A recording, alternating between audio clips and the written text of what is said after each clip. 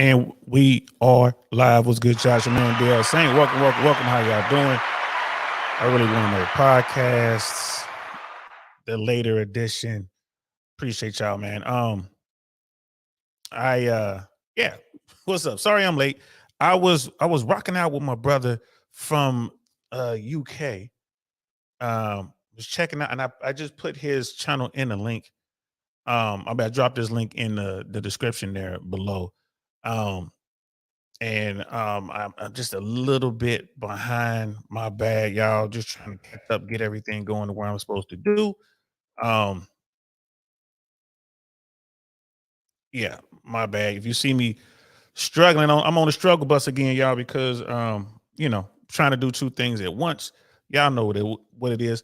So before this show, right around 5:30-ish, I was on King and Queens. King and Queens. The link is in the description to the episode I was on. And I just want to put that in there because the brother's going to come over on this platform. He's been here before, but we're going to do a proper show. We were having a conversation about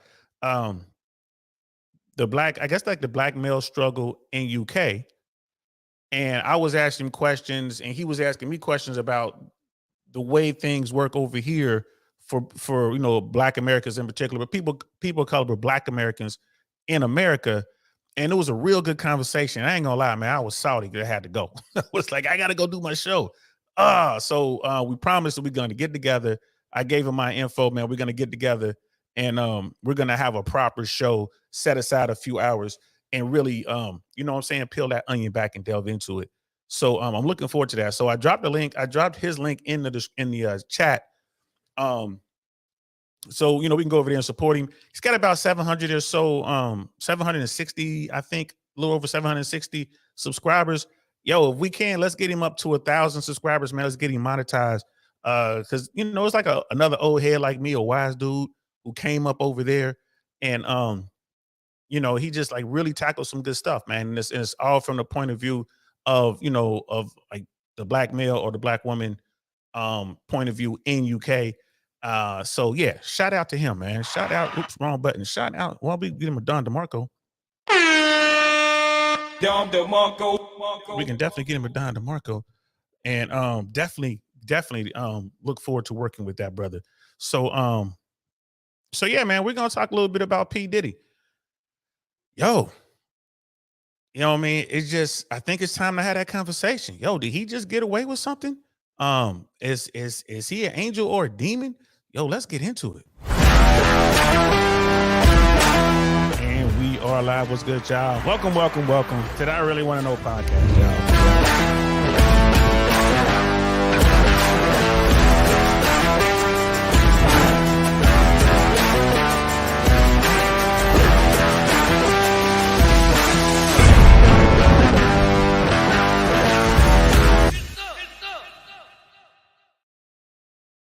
Yeah, man, get some for real. We're about to get some on this.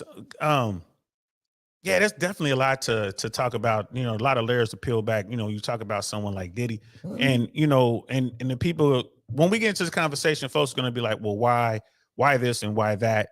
One of the things I'll say about before we get into it, one of the things I'll say about Diddy, and those people who kind of make it, who cross over and become successful, and then super successful, and then ultra successful. Man, they become Hollywood and super Hollywood and ultra Hollywood, and it's no turnoff, man. There's no chill. It's just, and it really does bring out who you are inside, man. If you can't control your inner urges and stuff like that, it definitely manifests itself with that kind of money, that kind of influence, that kind of clout. It's crazy. Brother Dino is in the building, man. What's good, fam? Like Brother DL Diddy has had a terrible history with women. His first main chick self-deleted about 2 years ago.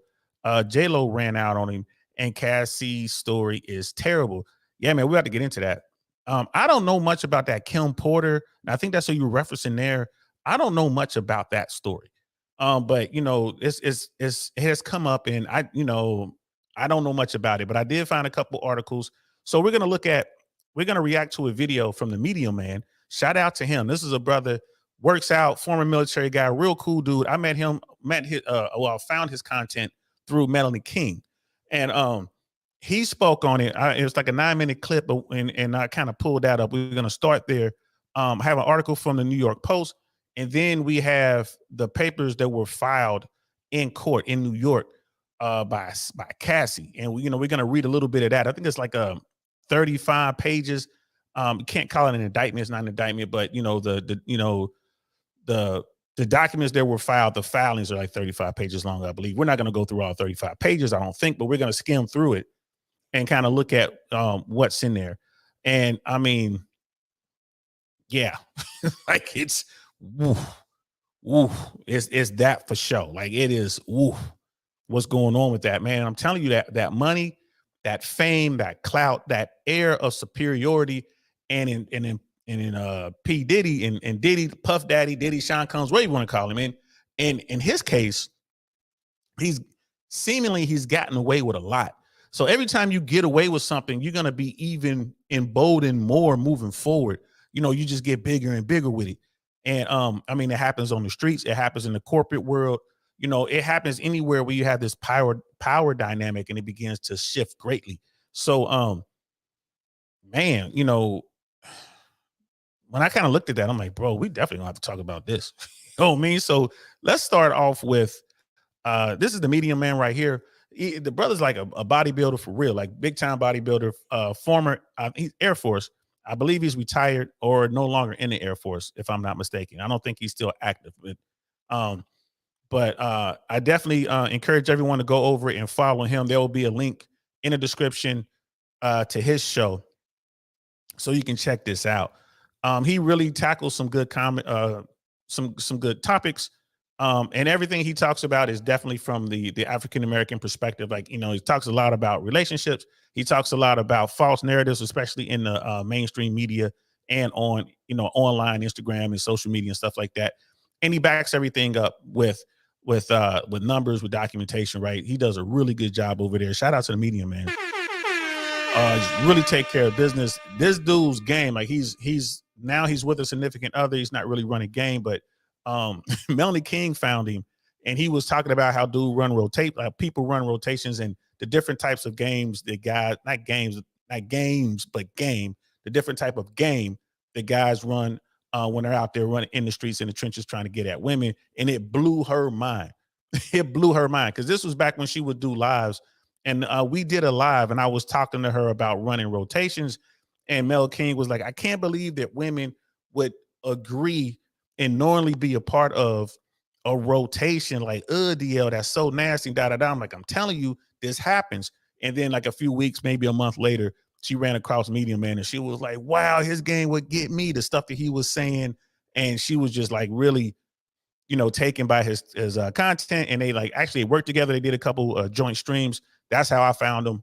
Real cool guy. So in this video we're about to watch right here, he's talking about like Diddy, like did Diddy get away? You know what I mean? Like, should people really be looking into Diddy? So I just thought that this would be a good place for us to start. Cassie hit Diddy with a disturbingly detailed lawsuit. Hours later, the case is settled. So, and that's the title of this, and it happened. That's exactly how it happened. And we do have the lawsuit here. We're gonna delve into that towards the end of this stream. But we're gonna start with Medium Man. Thanks you guys for popping in and hanging out and rocking with a brother. Don't forget to hit that like button if you like what you're seeing. If you don't like what you're seeing, don't forget to hit that dislike button. You know what I mean? Shoot a comment, please. Feel free to jump in and chop it up in the chat. I appreciate it. If you think this is cool, you want to send it to somebody, please do that as well. Y'all know I'm supposed to be saying that every episode. Like and share and subscribe. That's what I'm supposed to be saying. And I still be forgetting. Don't get old, y'all. It's crazy. So let's check this out. This is the Medium Man.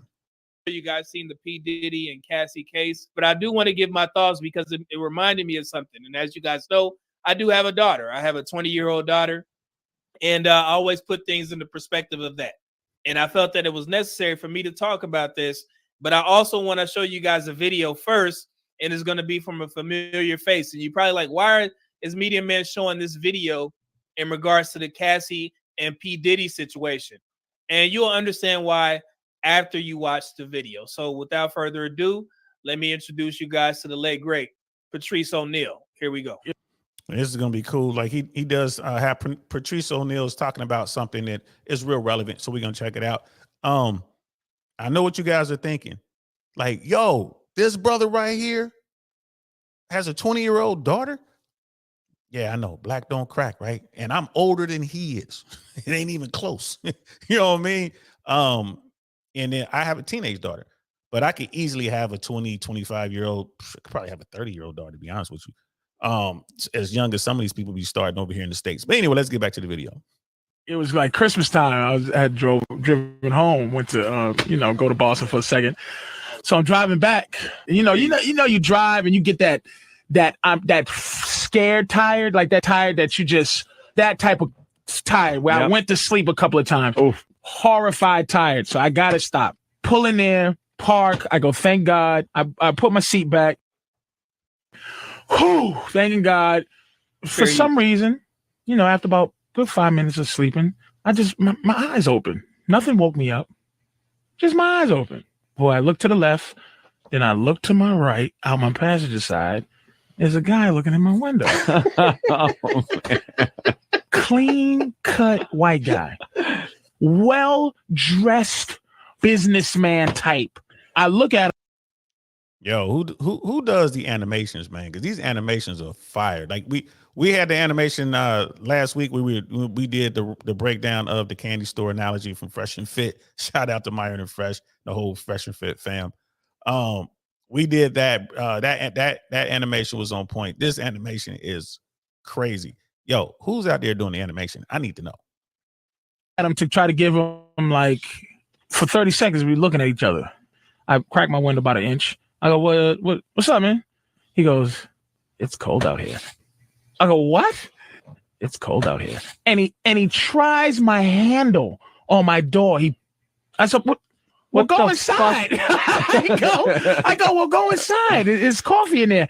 He immediately bounced. That's how he left. He just goes, oh, all right. And walked calmly away. Like almost like he knew I would be in shock if I wasn't. I'm just like, that was weird. I watch him. This gets into a Subaru Outback with a Christmas tree on top and drives away. And that's when the adrenaline kicked in. I said, he was going to suck strange black before he went home to take a Christmas tree to his family. It was like, I know some of y'all listen to this story is like, man, he just wilding, bro. That stuff don't happen.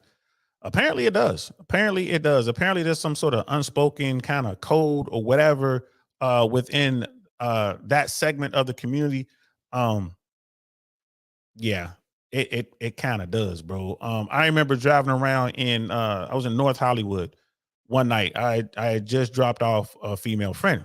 I was doing what heterosexuals do. You know what I mean? We had a good time. So I'm leaving, and the neighborhood, this part of North Hollywood, it was just like I'm at the corner of Hurst Street and Vineland or something like that, and it was mass dudes walking around. Mass dudes. I mean, a lot of dudes just kind of they were on the track. After I figured it out, these dudes were male prostitutes actually walking the streets looking for male Johns. And I was kind of sitting there, and there, because that has to be a very dangerous game for gay men who are in that field trying to figure out who's heterosexual and who's not as a man. Because as a dude, if you approach a guy as a gay dude in that kind of manner, you can get in trouble if the dude is not gay. Like, I mean, it could be one of those things where, hands up, maybe it could be pop go to weasel time, or you might get stuck and not the way you was hoping to get stuck. You feel me? So that has to be that is a very dangerous thing to be doing, especially on the streets. Like if you're in West Hollywood in LA, West Hollywood is, that is like the LGBTQ plus elemental P, whatever it is. That's that world over there. There are certain places that are known for that. But if you're outside of that, you could really be taking a chance. You know what I mean? You could really be taking a chance. As a matter of fact, that reminds me of a story. I don't know if I told it before, but I'm about to tell it now. Everybody sit down, please. It's story time. It's story time. I don't know if I told y'all this story. This would be a quick one. I was in Atlanta. This was 1999. I was in Atlanta. I was on Peachtree in Buckhead, right? So I'm in Atlanta. I'm on Peachtree, like the main drag. I'm in Buckhead, the nice area, right? So I'm walking. I had just bought some things, bought a couple shirts from a black-owned, clothing store or whatever, like a little boutique or whatever. It was kind of cool. And I'm walking along Peachtree. I'm headed to my hotel. I think I was staying at the Hilton or the Hyatt. I forget which one it was. I think, what was it? The Sheraton? I can't remember, but it was one of the, really nice hotel. And, at the time I'm with someone who was, a good friend of mine. And we were out and about, and she made the reservation, so she always stayed at really nice places. And this was me back then. To me, a nice hotel would have been like the Holiday Inn, you know what I mean, or Howard Johnson's or something like that. Back then, to me, like, oh, this is nice. You know what I mean? It doesn't have any bugs running around. I don't see any blood stains. You know what I mean? It's like I don't see any crack people walking around. Nah, my people showed me how to really stay in hotels, right? So anyway, I'm walking down Peachtree, bro, and this car pulls up next to me. Just a regular vehicle, man. It was probably like a Honda Accord or something like that. Just a regular whip. It was a brother in there. It's a black dude.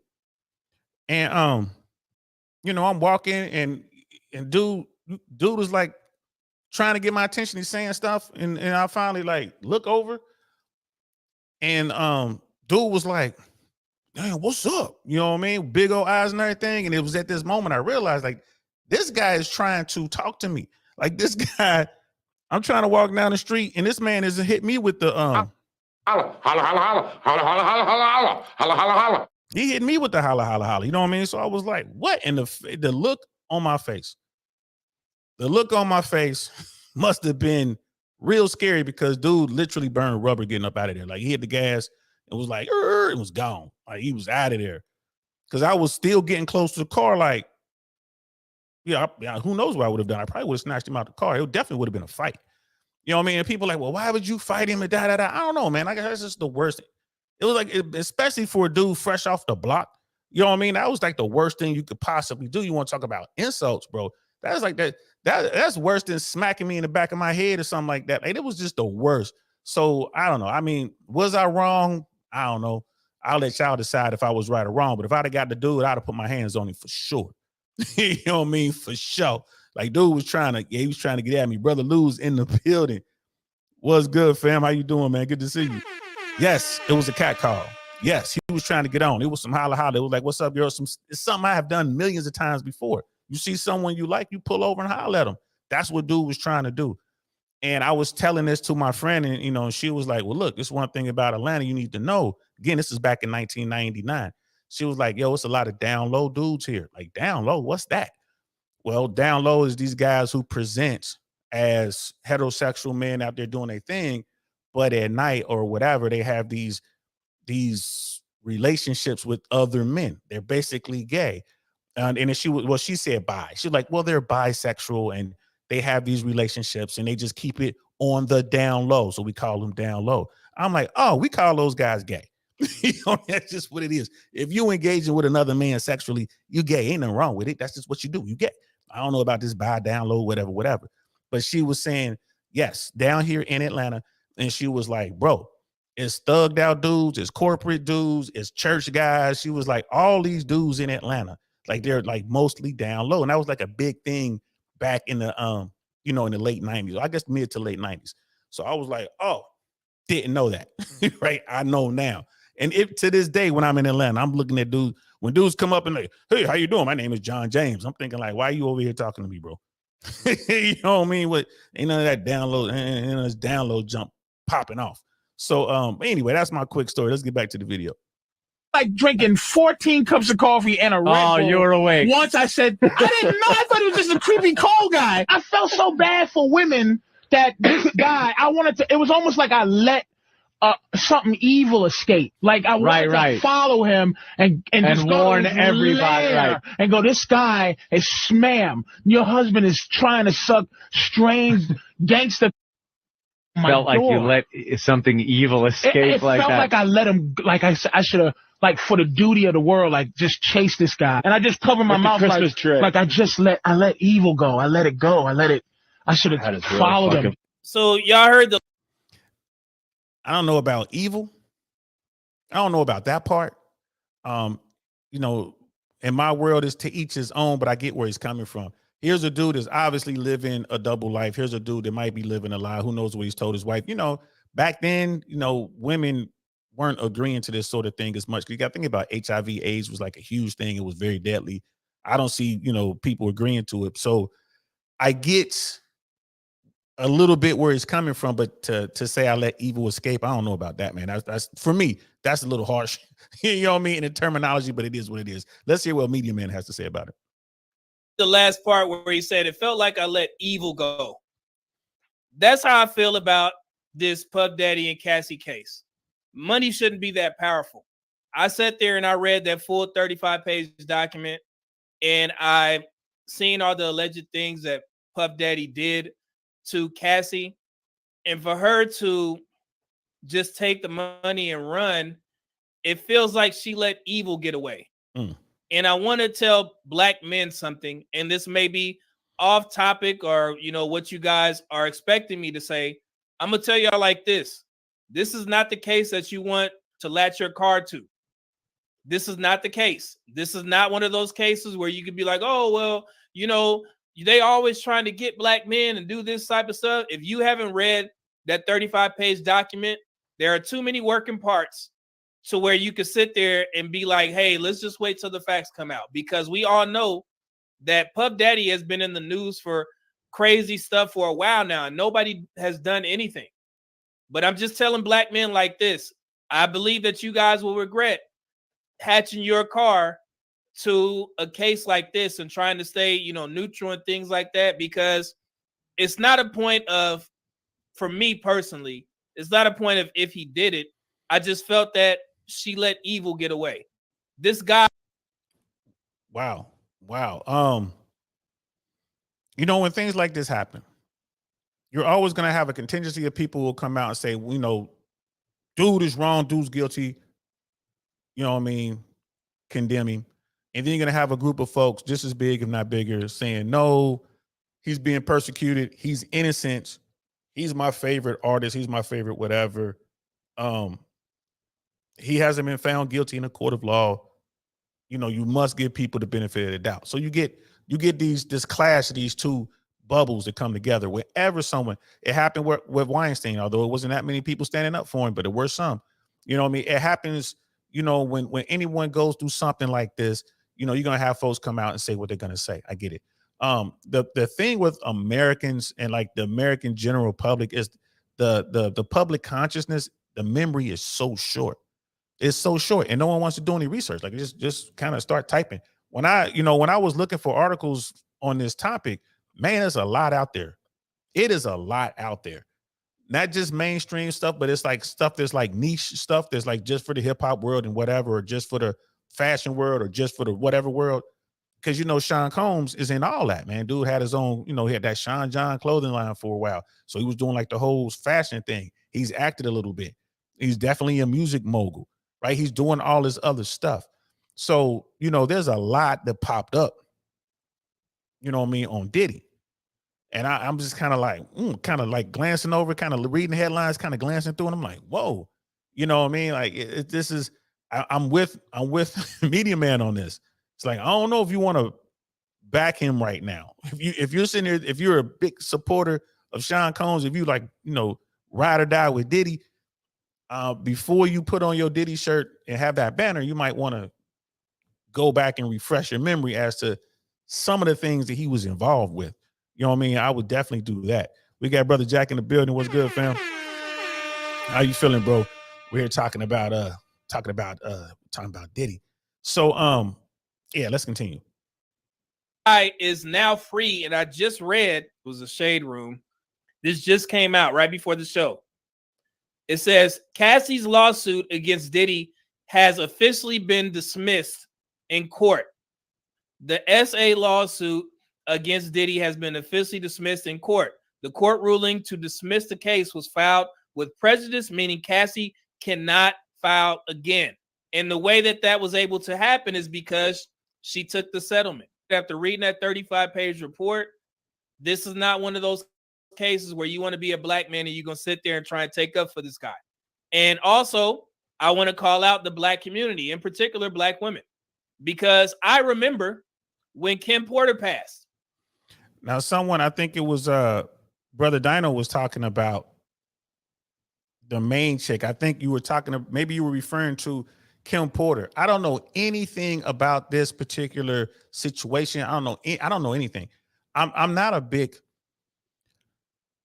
one of those people who follows everything that goes on in, music or or movies or whatever. Like I stay in my lane and I follow what I follow, but I don't really get into the emotional stuff. Like if I just don't.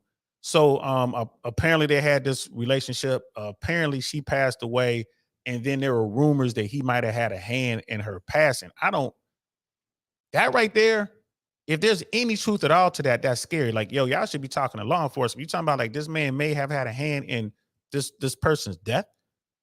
And and it's like, I don't know, that's one of those way out kind of things. Like, bro, that's way out right there. But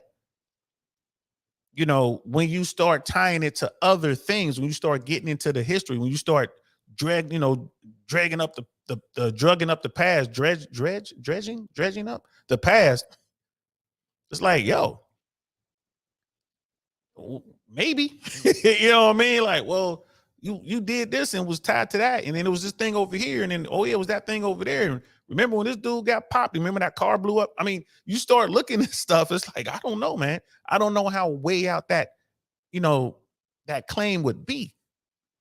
I mean, it's crazy, Brother Jack. Like, he's just chilling. Like, I'm good, other than I stepped on a wasp. You know what I mean? Laughed my ass off. Did you stepped on a bug, or did you step on a white Anglo-Saxon Protestant white guy? Either way, you got to be careful. You know what I'm saying? You be careful when you're stepping on a wasp. All right, that's all I'm gonna say about that. But this thing with this Kim Porter, I have nothing on this, so I can't really speak on it. But let's continue. And I saw multiple black women on P. Diddy's side when he was putting out those love letters and those love notes. Everybody in the comment section was saying that was who he was supposed to marry. That was who he was supposed to be with. Y'all was talking about his daughters looking just like her and how they're going to carry on his legacy. You guys were just supporting Diddy for his new album that just came out. So for y'all to just flip the script and be like, I knew he was guilty. I knew this was going to happen. No, you didn't, because y'all didn't say anything. And so all the people that were there, the security guards, the other singers that's coming out now and saying, I seen him drag Cassie this way and that way, allegedly, of course. Y'all are just as bad. And it's the same thing that happened with the R. Kelly case. I felt the same way. I wasn't questioning if the brother did it. I was like, man, why y'all didn't say anything? And he has an excellent point there. No one says anything, bro, until something horrific happens. And even then, they want to keep their mouth closed. They'll whisper things, but they're not going to go to the prosecutor. They're not going to go to investigators, right? They're just going to whisper it over here in the corner while I heard da-da-da-da-da. It's like, bro, man, if you know that, like the whole Michael Jackson thing, bro, like y'all knew what time it was, man. And the thing is, you got grown-ups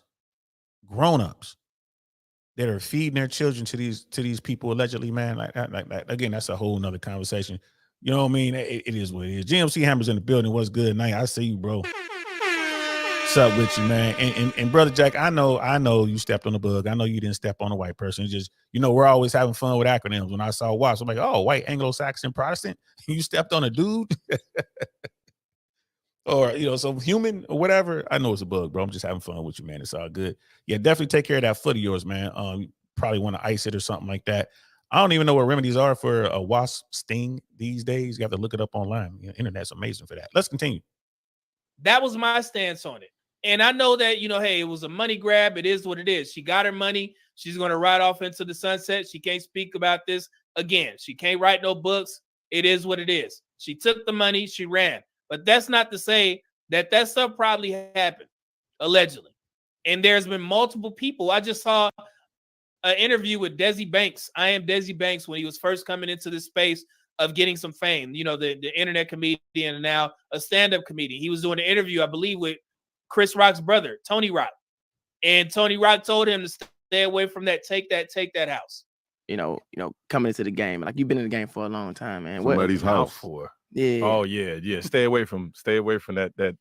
Stay away from the take that mansion. That's all I'm gonna say. All right, stay away from that.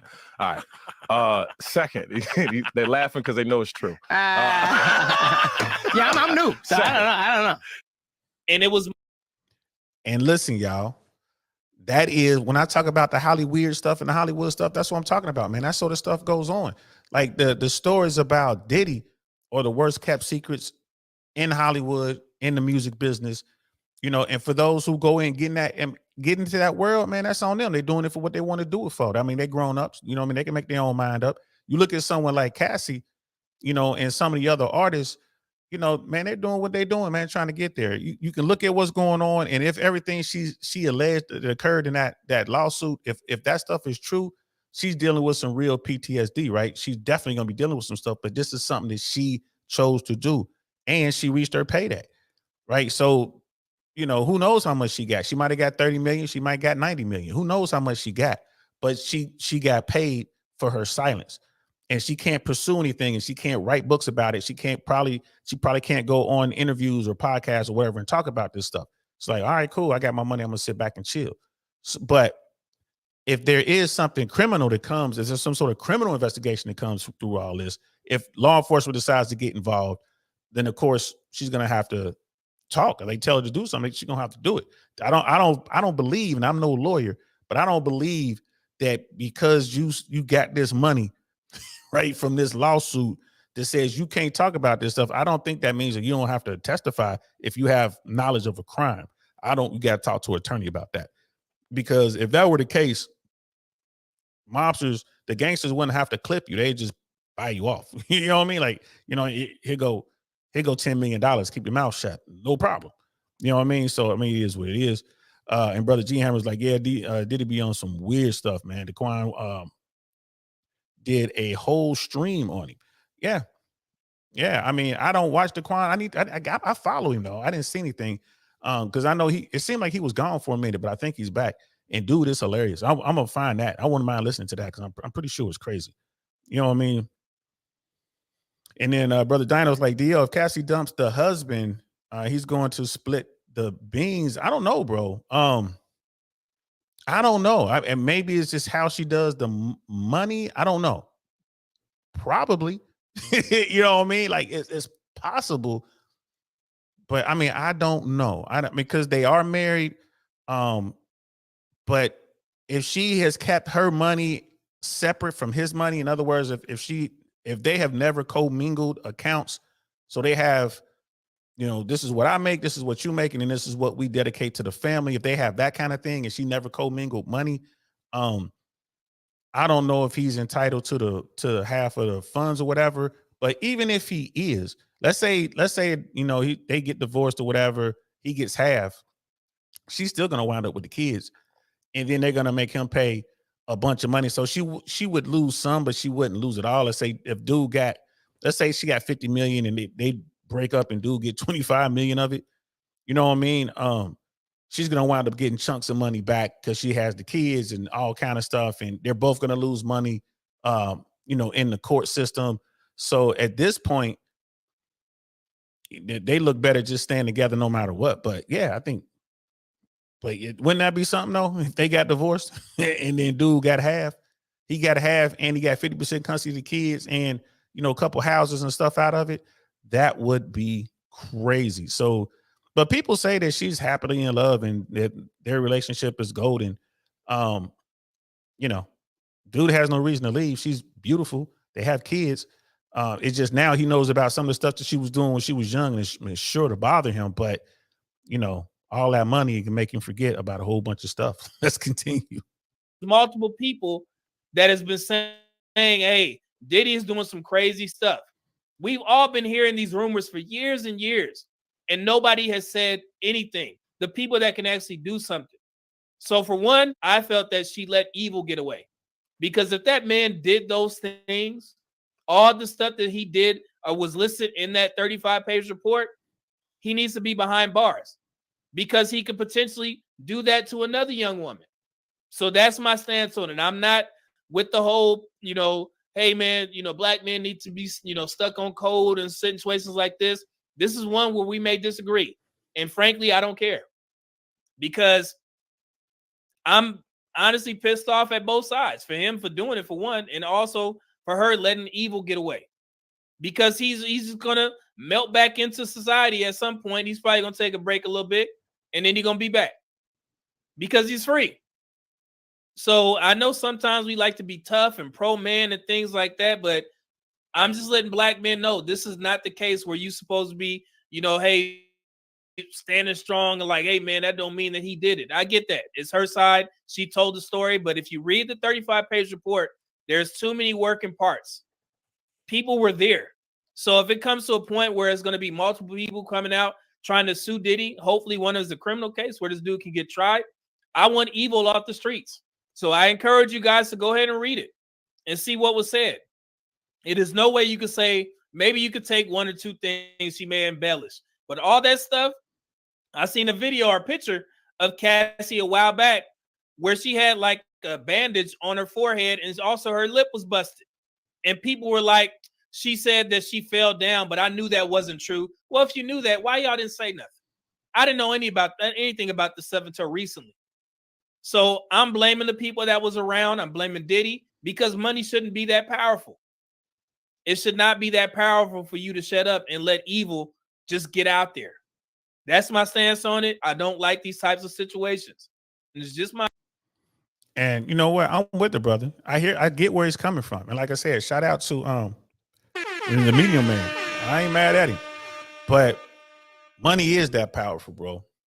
When you dealing with folks who got enough money to disappear you and make your mama shut up. When you're talking about 50 to 100, maybe $200 million, bro. It's sad to say, but it's true. That's enough money that people start talking bad about you. Your own mama start talking bad about you to get that bread. Like, you just gonna have to understand this is gonna take care of the family for generations. It's terrible how that works. You know what I mean? Brother Dino's like, the husband can still sell Cassie's story or blackmail Diddy if she dumps.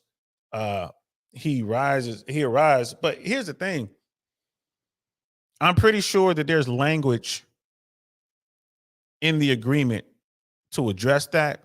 If she did want to put out the story through a surrogate or through like her husband or something like that, they would have to change it all up. Whatever. You could do one of those stories like it where you kind of inspired by, but you have to be very, very, very careful. Her name couldn't be on the project nowhere. Because again, they're not going to jeopardize that bread. But to what Medium Man is saying, like, if it's any truth to what they were talking about, like, bro, yeah, like, dude should be locked up. But hey, man, like, it is what it is. So I found a New York Post article that I think we should go over real quick. And I got the New York Post article, and then we have the lawsuit that was filed as well. So we're gonna talk about that, right? So this is a New York Post. And I was just kind of like, wanted to remember some stuff, right? And it says, Sean Diddy Combs' checker past includes stampedes, feuds, and angry exes, usually emerged unscathed. So this article was published November 18th. So, this stuff comes out, the people gonna do what they do. Yeah, and then Brother D-Mac, that's a good point, though. Brother D-Mac is like, and shout out to you, man, for being here. Appreciate you. He's like, but that is hearsay at this point. It is. It is all hearsay. Everything she put in there was powerful hearsay, but it was hearsay. And we'll kind of get into it. What goes on in civil court has nothing to do with what's going on the criminal side. So if any of the stuff that she said is true and can be proven, you got witnesses, you got documentation, you got pictures, whatever, you can have a problem because they can come for you criminally. You know what I mean? Depending on statute of limitations and all that kind of stuff, but they can come at you for some stuff, bro. So, man, it's just one of those things, man. It's just one of those things.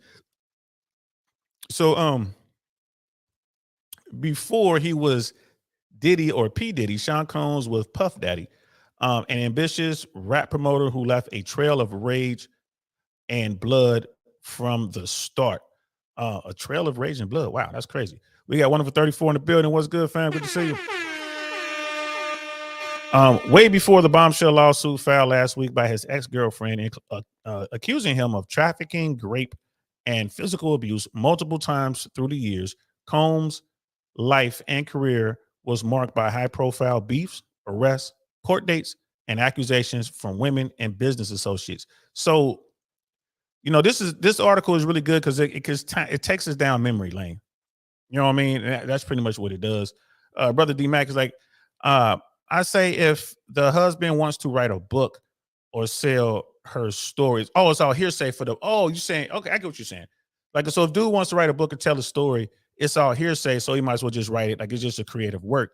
Again, we don't know what's in that agreement that she signed, and that agreement could have something to do with, like family, like close family and this and that. And it's just one of those things. Like, do you want to risk it?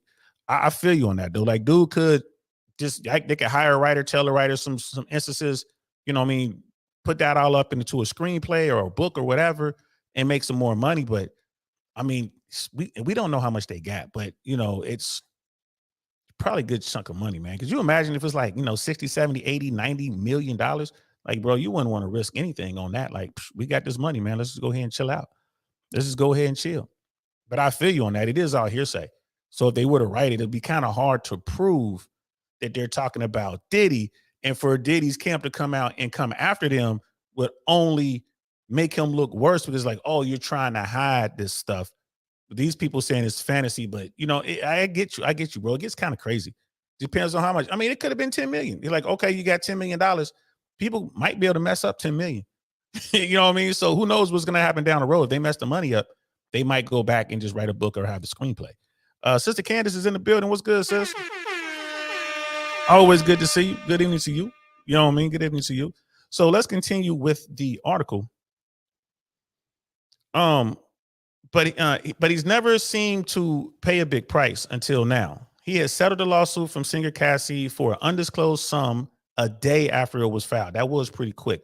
The hashtag Surviving Diddy was trending on X Saturday, with a number of people predicting that more women will come forward with accusations against Combs, who now goes by Love, in the days ahead. Love. Isn't that like old boy going by Meta World Peace? Y'all remember what was his name? The basketball player.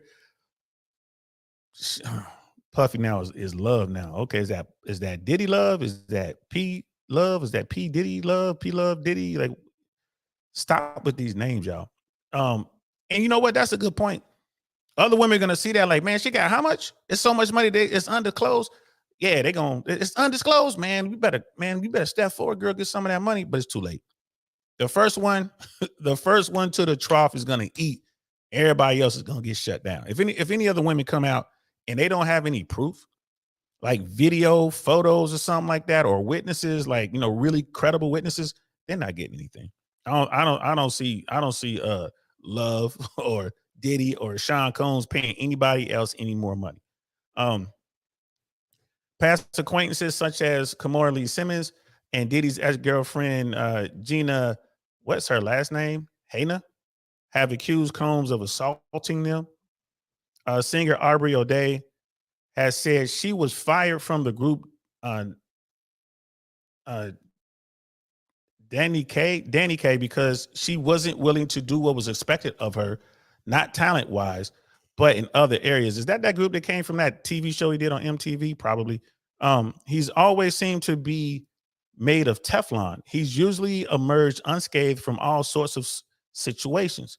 And that's Zach O'Malley Greenberg, author of Three Kings, Diddy, Dr. Dre, Jay-Z, and hip-hop's multi-billion rise. I'm gonna have to get that book. I've never heard of that book. I'm gonna have to check that out. And he told the Post on Saturday, like, Lil Shorty was fine. That was when they first met. Of course, she was like 19 years old. Man, she was fine. And she's still attractive. She's very attractive. He's always been extremely charismatic, and that's helped him get himself out of scrapes. He's always walked a fine line. He grew up in Mount Vernon, but his dad was a gangster from Harlem. In December 1991, when Combs was only 22 and an intern at Uptown Records, the tone was set for some of the violence that would follow him throughout his career, when a charity basketball game he was overseeing with Heavy D at a City University of New York gym in Harlem turned into a stampede that killed 9 people. It's a horrible way to start your career. And you're just an intern? Bro, I ain't gonna lie to you. I don't even remember that. So as an intern and like Heavy D, you know, rest in greatness. Well, Heavy D is one of my favorite artists. And that's how long ago this was. Like, wow. So this was back in 1991. I just gotten out of the army. So yeah, I didn't hear about this. A judge later ruled that Combs and Heavy D, whose real name is Dwight Myers, were responsible for the tragedy. So I didn't know about this at all, y'all. And this is when I was doing street promotions. This is when I was with All Net Records out of Cincinnati, Ohio, doing street promotions. We were all over the Midwest and South. In the middle 1990s, Combs, then head of Bad Boy Records, was at the center of a deadly feud with West Coast rappers, primarily Suge Knight and Death Row Records. The beef began with a rivalry between Biggie Smalls, who was signed to Combs' label, and Tupac Shakur, who was signed to Death Row. Both men wound up murdered. Shakur in September 1996 and Smalls in March of 1997. We are all very familiar with that. It is what it is. And Sister Kenneth's right. It was like making it a band. Yeah, I never watched that. That's when I was in the military and all that. But I remember the show. I guess she wouldn't do the extra stuff. She wasn't trying to do the the Diddy shuffle, so she got kicked out the band, which is horrible. In April 1999, when Combs had become a full-fledged hip-hop mogul, he was busted for allegedly bashing record executive Steve Stout with a champagne bottle because Stout used unauthorized footage of Combs in a music video. Wow. So he starts out right away with a stampede and people lost their lives. He was just an intern, right? He starts doing good. He starts Bad Boy Records or whatever. And it's the whole East Coast, West Coast thing. That's not Diddy's fault. I mean, he was just kind of caught up in that. However, the allegations that are coming out now, they said Diddy may have put $1 million on Tupac's head. And this is what Keefe D is saying, who knows what's up with that. But the initial East Coast, West Coast beef, that was not them. That was the media, really. That was me. That was Vibe. If you ask me, that got pumped up and that went out of control because of the media. Which is crazy. So he smashes a champagne bottle over a music executive head because the dude used unauthorized clips in a video. That's pretty harsh. If that's true, that's pretty harsh. The two reconciled after Combs paid Stout $500,000. Combs, who had faced several years behind bars, was sentenced to only 1 day of anger management. Wow.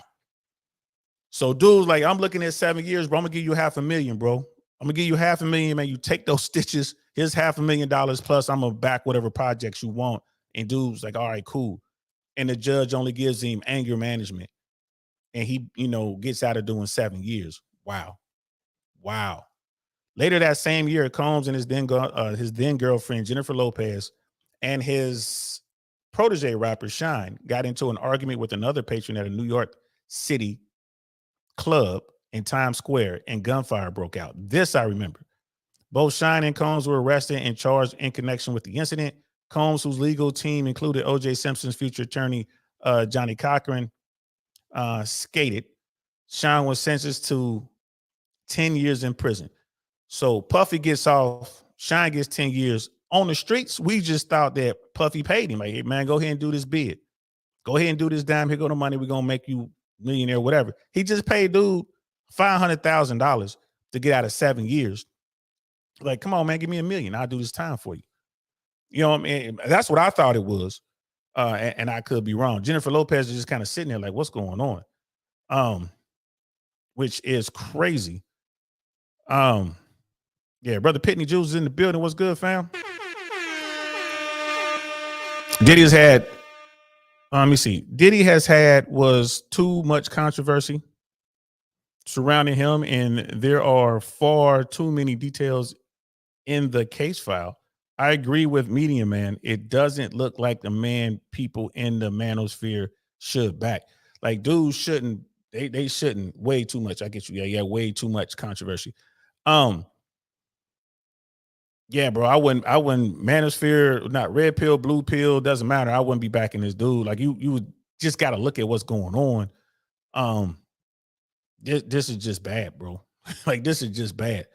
Combs' driver at the time, Wardell Fenderson, testified at the time that he'd been warned not to take the job because Combs was very arrogant, very demanding, has a very, very high temper, and some acquaintances of a bad nature, right? So basically, you got the driver, other people in the business are saying, stay away from this dude because he's a problem.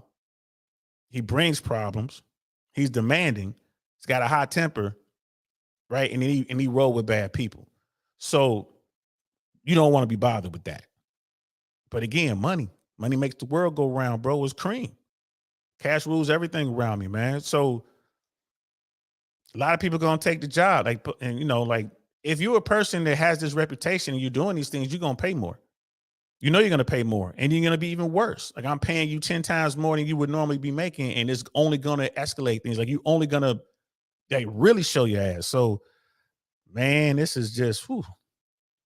Cassie, whose real name is Cassandra Ventura, and Combs had an on-again, off-again relationship for more than a decade before their split in 2018. 10 years she dealt with this guy. A lot of people were saying because she was young, she didn't know any better. You know what I mean? She's messing with a older guy. He's powerful. He's wealthy. He's able to make things happen for her. And then, you know, just kind of fell for him. Like, well, you know, you've heard the stories. Women were like, well, I mean, he's not always like that. He doesn't normally hit me with a bottle or whatever. He doesn't normally kick me or whatever. They start saying these things. It's like, man, what are you doing? Like, why are you with this cat? You know, but I mean, I'm not a female, man, so I don't know how that works. You know, as a dude, it is, you know, it's like, bro, I don't know, man. Like we got drama. You know, we just got drama. I'm not trying to be around that. And if I'm dealing with women who have abusive spouses or boyfriends or whatever, I stay away from them, bro. Like it's like the Book of Power says, man, stay away from unlucky and unhappy people. You want to stay away from those type folks. Why? Because they wound up in this kind of stuff, bro. You gotta wow. But she was messing with him on again, off again for 10 years. And she's looking at, you know what I mean? What is that? 8 figures. She got 8 figures out of it, you know, probably north of $30 million. We'll never know. Is it worth it? Nah, all money ain't good money. Why are you messing with this dude who was allegedly hitting you and making you do all sorts of stuff, which we're going to read in this lawsuit in a minute. In a federal suit, she claimed Diddy forced her to have sex with sex workers while he filmed, directed, and self-pleasured himself. He denies the claims. Yeah, that's when you start getting into wild stuff. Both sides resolved the claims to their mutual satisfaction, Cassie lawyer announced on Friday, without disclosing the terms of the settlement. I mean, bro, it was like not even a day, man. Like, man, dude probably like, yeah, this is what's in the lawsuit. Diddy was like, man, cut the check. Diddy's longtime attorney, Ben Brafman, denied all allegations against his client and insisted the recent settlement doesn't mean Combs is guilty of the accusations, but boy, it sure doesn't look good. One of the concerns we often need to deal with whenever a celebrity has been unfairly targeted in a very public manner are additional claims that seem to materialize out of nowhere. Claims that are relatively easy to make, but may have no basis in fact whatsoever, Brafman told the Post. Yeah, it just makes it look bad. You don't want to go through court dealing with that because maybe they can't prove you didn't do it. Maybe you can't prove, maybe they can't prove you didn't, you know, it isn't true. And maybe you can't prove it is. Y'all know what I'm trying to say. Just so we're clear, a decision to settle a lawsuit, especially in 2023, is in no way an admission of wrongdoing. Mr. Combs' decision to settle the lawsuit does not in any way undermine his flat out denial of claims.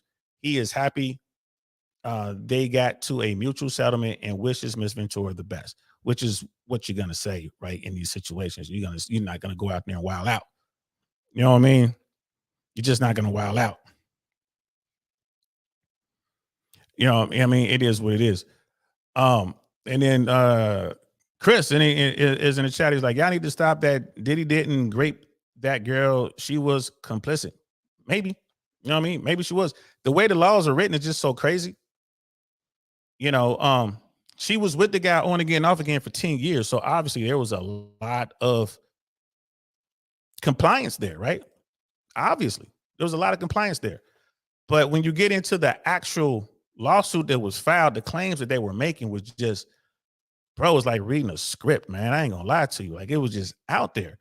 And you know, we earn our reputations, don't we, to a certain extent? Like, if you a dude out there and you known for setting it off, you know, in anybody's neighborhood, like if you the guy that's known for, you know, fighting at the drop of a hat, or if you the guy that's known for pulling out your pistol and letting it go at the drop of a hat, if you the guy that's known for womanizing, like you the guy that could get on, like you could just get the silver tongue, and you could talk to all these women. If you the guy that's known as always treating everybody, always pulling out, I got it. We earn these things, right? This is based on observation of you. Like, okay, so when, you know, like Hollywood is called Hollyweird for a reason, man. They earned that. There's a lot of weirdness going on out there, right? So there's always some bits and pieces of truth out there. I'm with you, Chris. Like, all right, so, you know, he didn't force himself on that woman. Okay, I can get behind that, but there's also some weirdness going on, right? And a lot of times people like, well, the way one person sees it versus the way the other person sees it and all that. I mean, that's why the laws are so dangerous here in the West. It's so dangerous, man. Like, you can find yourself in a situation where you thought you were good and then come to find out like, nah, you weren't good. I don't know, man. It's a crazy thing, but I will give you the grape thing, right? I'll give you that. But this other stuff we're about to get into, bro, it's like, oh man, I don't know, bro. I don't know. But I will say this: simply because someone is arrogant, simply because someone is mean, you know, someone is demeaning and all this kind of stuff because they got bread, simply because they do those things, and maybe drivers and chefs and hostesses don't want to deal with them. You know what I mean? Maybe the waiter or the maids or whoever, the dog walker, the babysitter, simply because they don't want to deal with those people because they're mean and arrogant and all that kind of stuff, doesn't mean that they are, you know what I mean, felons. It doesn't mean that they're, you know, serial killers are out there. It doesn't necessarily mean that they're out there doing horrific things with people or whatever. But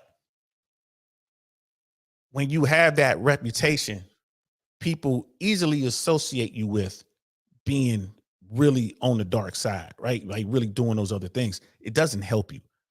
And that's another thing. Like, maybe Puffy wanted to go to court. Let's say that he is guilty of none of that, right? And dude was like, let's take this to court. His attorney was like, bro, this is going to be tried before a jury, you know, a jury of your peers, right? So it's going to be 12 people up there. And I'm here to tell you, bro, this is some weird sounding shit. And people believe that you're doing it. Whether you're doing it or not, they believe that you're doing it. Like, bro, just go ahead and pay this money and let's forget about this, man. Go somewhere, go hide, like go to Miami. Don't get in any trouble. Stay out of the limelight. And Puffy is in Miami. TMZ did track him down. It's out there on the web, y'all can find it. He's probably left Miami, went somewhere else. Like, leave America, bro. You're a billionaire. Leave America. Go chill out with Russell Simmons, wherever he is. Go chill out with him for about 6 months or a year and then come back. That's probably what his attorney told him to do. Like, bro, this is not looking good for you. You know what I mean? Brother Cody is king in the building. What's good, Cody? He's like, what did Diddy do? Oh, we're about to read what he was accused of doing over the past decade, right? So let's pull this up. My bad. Do I have it up already? Let me see. Nope, my bad. Let me pull this up. And I gotta tell you, bro, like, I don't know if I believe a lot of this stuff, but a lot of this stuff I do believe.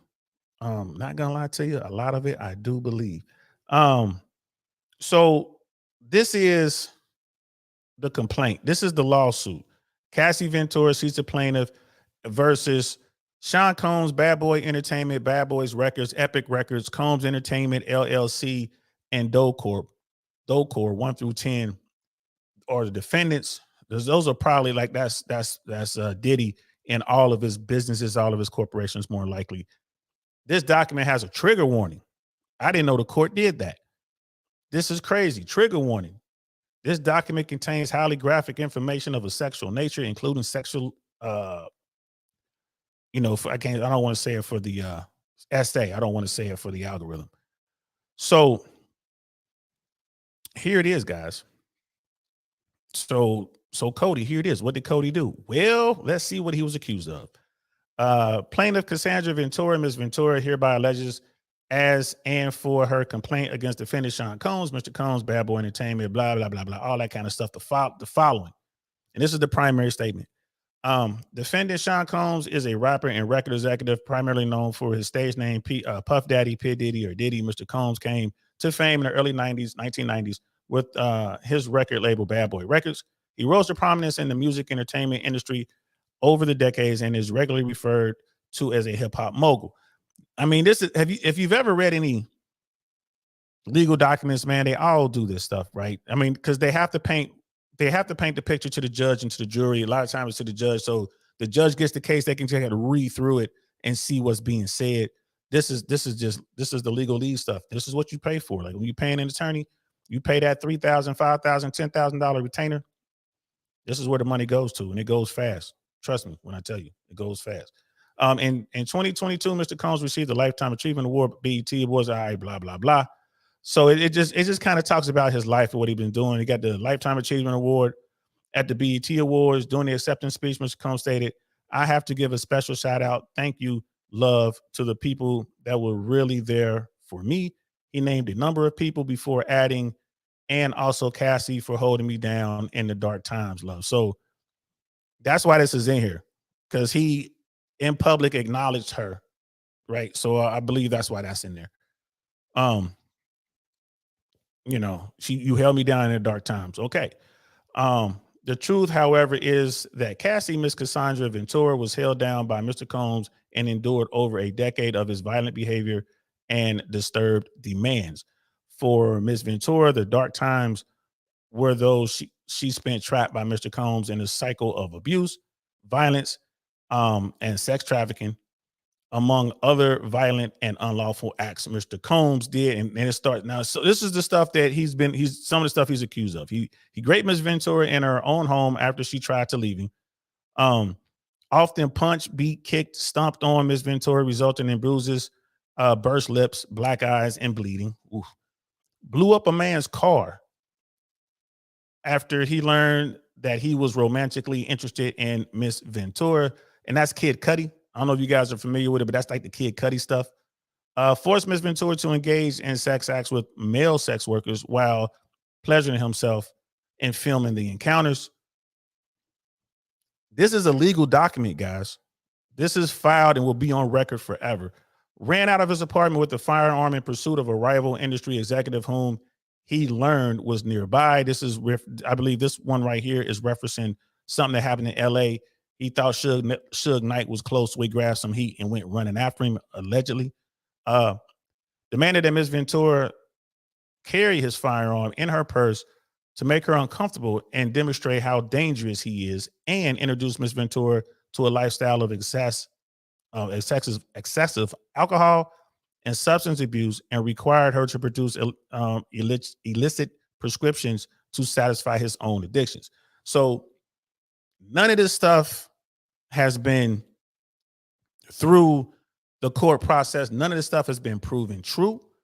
This could all be lies, right? Like the thing about running out the apartment with the guns, you know what I mean? All right, well, there was that Suge Knight incident. All right, cool. Still, it hasn't been proven.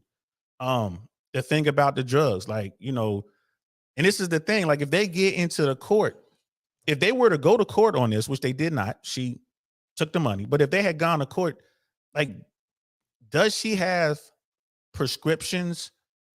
Like, does she have receipts? Does she have dates? Does she have pictures of her getting hurt? You know, what kind of witnesses did they have? You know, this could be a problem.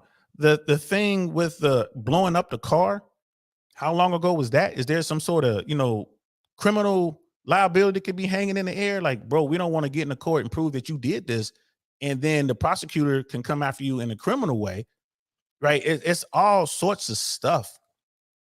And again, none of this was proven. So we're just down to 4, bro. We're on page 2. It's like 35 pages of this. I'm telling you now, we're not going to get through the whole thing. I'm telling you now. It's just some of the stuff we wanted to kind of look at. You know what I mean? Yeah, bro. Like, yeah, I mean, when you're in, I feel you on that, bro. Like when you're in court, you know, especially it's grown-up stuff. Why you gotta have a trigger warning? Like it's grown-up stuff. You paid the money to get the document. Why am I putting a trigger warning on here? Can somebody come back and sue? Oh my God, I got the trial documents from the Zodiac killer, and you didn't put a trigger warning on there, so I got PTSD, and y'all owe me $1 million. Is that what's going on? If it is, that's crazy. You know what I mean? Sister Candace, I repeat, while the contents of her claims are horrific, I believe I can't agree with people chasing money and not justice. I'm with you, sis. You know, it's like, yeah, hashtag believe all women. You know what I mean? I'm with you, sis. It is what it is. All money ain't good money. And if you did something like that to me, I don't want the money. I want to see you locked up. I want justice or some sort of satisfaction. Now, some people say, well, he go $90 million worth of satisfaction. Like, bro, I don't know, man. But that's a tough one. I'm not gonna sit here and say I wouldn't take the money. That's just bullshit. I don't know. I don't know, bro. And this is a negotiation. You know, you're like, nah, we're gonna take this to court. Where they come? Oh, 90 million. Okay, how about 150 million? How about 300 million? The dude's a billionaire. You know what I mean? Like, you know, it's one of those things. Okay, how about I get you this money plus, right? I'll get you a record deal. I'll get you a movie deal. I'll get you a book deal. We just gonna get the you know, edit the book, edit the movie or whatever. We don't know what deal was struck and why. You know what I mean? So, man, I am with you, sis, but I don't know. If I mean, all money ain't good money, and if it's something like that, like. No, I don't know, bro. Like somebody gotta get hurt. You know what I mean? Like some folks just believe that. Like, nah, man, somebody gotta get hurt. Brother Cody was like, I call BS to the grape. Some of that other stuff is possible, doesn't mean it's true. And I'm with you on that. That's what Chris said up in the chat. He was like, nah, he didn't do that part. Okay, cool. But it's a whole lot more stuff here that we're gonna get into. And Brother Cody's like, the issue I have being hearing Diddy is gay for like 2 decades. Right? You know. The issue is I've been hearing that Diddy's gay for 2 decades. Right. That ain't, it's like the worst kept secret in the music business, right? The worst kept. So I'm with you on that, bro. But let's continue. Ms. Ventura met Mr. Combs in 2005 when she was 19 years old and he was 37 years old. He signed her to his label, Bad Boy Records, and within a few years, lured Ms. Ventura into an ostentatious, fast-paced, and drug-fueled lifestyle and into a romantic relationship with him, her boss, one of the most powerful men in the entertainment industry, and a vicious, cruel, and controlling man nearly 2 decades, her senior. Right? Here we go. Victim mentality stuff. You're 19 years old. You know what time it is. You know, it is what it is. You wanted the record deal, and you got the record deal. This is why I say all money ain't good money. All money ain't good money. If you're doing good enough to have this record label looking at you, you know, Bad Boy's interested in you, go somewhere else. Well, maybe you couldn't go anywhere else.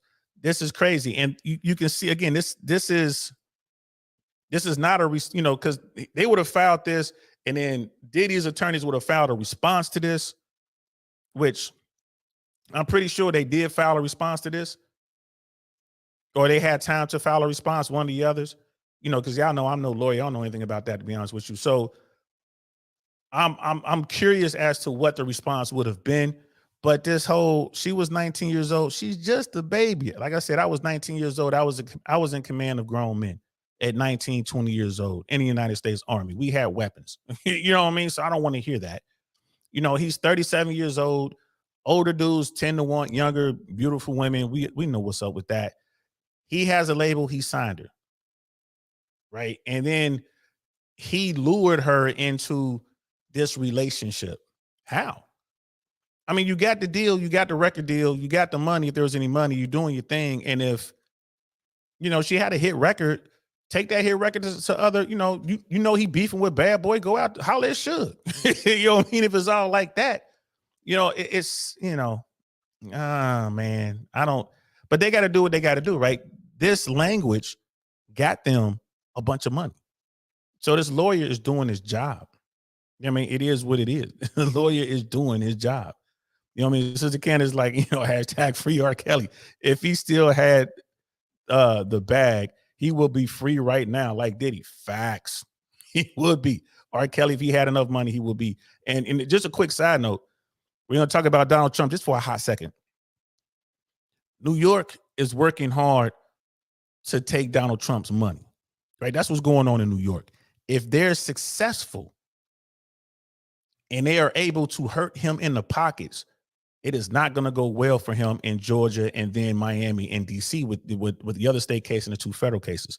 So y'all need to pay attention, pay close attention to how they're going after Donald Trump.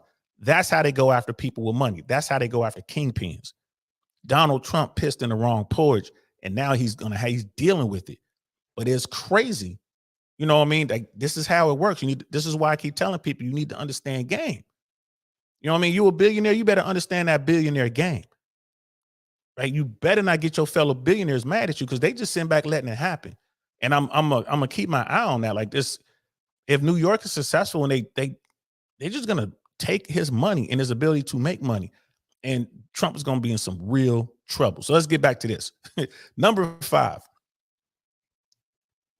Mr. Combs asserted complete control over Ms. Ventura, personal and professional life, thereby ensuring her inability to escape his hold. Again, they worded this thing right, bro. They're painting him out to be this monster. He provided unprecedented avenues for success for the aspiring artist, but in return, demanded obedience, loyalty, and silence.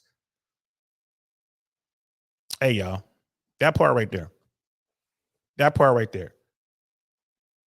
Even the way her lawyer worded it, that doesn't make her look good.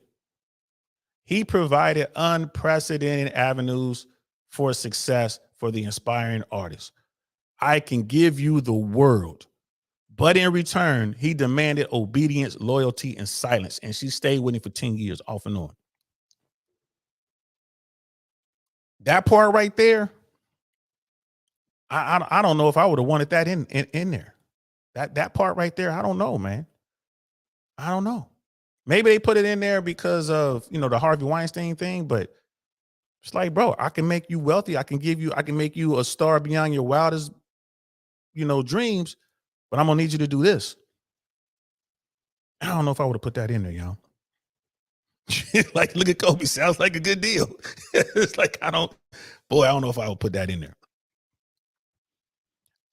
Throughout their relationship, Mr. Combs was prone to uncontrollable rage and frequently beat Miss Ventura savagely. These beatings were witnessed by Mr. Combs' staff and employees of Bad Boy Entertainment and Mr. Combs' related businesses, but no one dared to speak up against their frightening and ferocious boss. If they have if they have people willing to step forward and say, yeah, I saw these beatings and I saw this and I saw that, and here's some pictures, or here's this and here's that, here's some emails, here's some text messages, here's some notes or whatever. If they had those people, then yeah, Diddy's definitely would make sense to pay that stuff out. Definitely. Following these episodes of horrific abuse, Mr. Combs would immediately attempt to hide Mrs. Ventura and the evidence of his violent rage. He often showered her with gifts following incidents of physical violence, a typical pattern of behavior by serial abusers. In addition to the physical assaults, Mr. Combs frequently reminded Ms. Ventura of his ability to cause serious harm, whether by requiring her to carry a gun in her purse or by blowing up the car of a musician that was romantically interested in Ms. Ventura. Adding insult to injury, Mr. Combs used illegal substances, and threats of violence to force Ms. Ventura into repeated unwanted sexual encounters with male sex workers. This is the part that sounds horrific. This is the real weirdo stuff. Over the years that Mr. Combs abused Ms. Ventura physically and sexually, she again and again tried to escape his tight hold over her life. Every time she hid, Mr. Combs vast network of corporations and affiliate entities founder, and those who work for Mr. Combs' companies implored her to return to him. Many went as far as to especially state their failure to return to Mr. Combs would hinder her success in the entertainment industry. When she believed that she had finally separated from her longtime abuser, she joined Mr. Combs for dinner, after which he forced her into her home and raped her while she was repeatedly saying no and tried to push him away. You know, and that's, they're trying to make Diddy bigger than he really is. Like, Diddy's not the United States government. Like, if you want to get away from someone like Sean Combs, you can. You can. If you want to hide, you can. Like, it's just, and really, if you bout it, all you got to do is go back to the hood. You got to know some hood cats who are like, man, let him come down here. Let him come down here. As a matter of fact, where he at? You know what I mean? Shoot me a text when he with you. Shoot me a text. Let me know where y'all at. So that part I don't believe. If you really want to get away from somebody, bro, and you worried about your life like that, you gone. You gone. And if they come by the house, man, they gone. Let that be my daughter. Let that be my daughter. Let my daughter come home and sit me down and say, well, Papa, this is what happened. And, you know, I know you raised me to be smarter. I'm sorry I got caught up. I lost control of my emotions. I'm dealing with this guy. I can't seem to get away. This is what's going on. Bet. Tell me to come see you at such and such. You know what I mean? Tell me to come through. And I'm going to take care of the situation. Right then, right there, no problem. I'm going to take care of it. Right? I mean, because I'd be like, what I got to lose? I'm an old man. Man, whatever. We're going to go to court. We're going to talk about it. And we'll talk about this. And I'm like, well, look at all the evidence we had. This is what it was. I'm not going to take any money. I'm not going to ransom out my daughter. Like, well, just give me this money. We're going to let it go. Nah, bro. You getting some of these, homie. Like, you getting some of these. It's a wrap. So a lot of that has to do with that victim mindset, bro. You just cannot be a victim out here, people. You can't be a victim. If you're dealing with a wolf and you coming off like a sheep, all right, then you food. He gonna eat. Why is it that he messed with her? Why is it that she kept, they said their own words, on again, off again for 10 years, on again, off again for a decade. Nah, bro. Nah. How hard were you really trying to get away? How did he get into your house? We went to have dinner. You had dinner in the living room? Like, where'd y'all have dinner? You had dinner in your house in the dining room? You had a chef come in there? No, y'all had dinner somewhere else. He just came into the crib. You got a crib? Like, your life is that good? Well, I couldn't get away. He got so many companies, and his associates would keep coming up and talking to me. All right, I don't know about all that. I don't know about all that. You know what I mean? You know what I mean? Yeah, Sister Candace's like, come on now, stop the cap. You know what I mean? Like, it is what it is. But again, this is her lawyer writing this statement, filing this lawsuit to do what? To get money. You know what I mean? To get money. I mean, and that's right. Like, it's like that. Not one of the people gonna sit there and listen to this woman get beat and not step up. Nobody, no one. Right? Diddy ain't that big, bro. No one's gonna step up. Not even your bodyguards. Your bodyguards gonna sit there and let you beat up on some beautiful young woman. Your bodyguards gonna let that happen. Come on now. I don't know. I don't know. You know what I mean? I don't know, but let's continue. Miss Ventura now fully escaped Mr. Combs, but the harm that the assaults and the essay he caused her to experience for nearly a decade will forever haunt her. She has required intensive medical and psychological care to recover from the trauma she lived through. Word? She cannot, however, continue to live in silence about what she endured. Mr. Combs remains immensely powerful and immensely dangerous. Ms. Ventura therefore seeks justice for the decade of her life that Mr. Combs took away from her with threats of violence, excessive use of drugs, physical and psychological abuse, and I'm not even gonna say that word. The SS. I don't even want to say SS. I get you in trouble, won't it? But I don't even know how to come up with it, but y'all see it right there, right? The actual Avery. Because I don't want to mess with the algorithm. They're already like just demonetizing a bunch of my videos. I don't know why. They just are. According to Ms. Ventura, bringing this action seeking in injunctive, declaratory and monetary relief against defendants in violation of federal trafficking laws, 18 USC 1591. And it kind of gets into all the case law. This is all the stuff that they're, claiming under. And then they talk about the jurisdictional venue. Wow.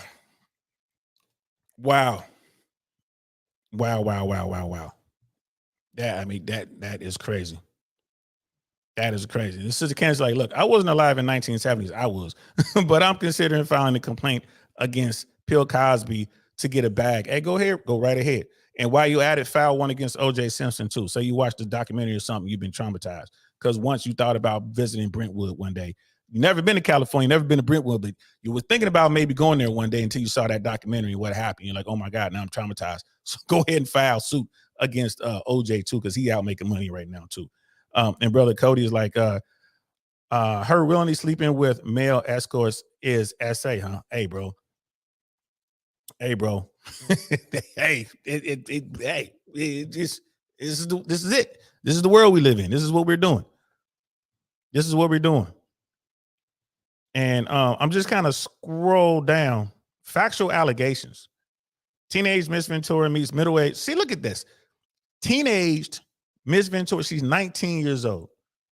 She's old enough to join the military. She's old enough to go to war. She's old enough to sign a contract. She's old enough to do whatever she wants to do. Teenage Miss Ventura meets middle-aged Mr. Combs as her career begins. Wow. So they got this whole timeline.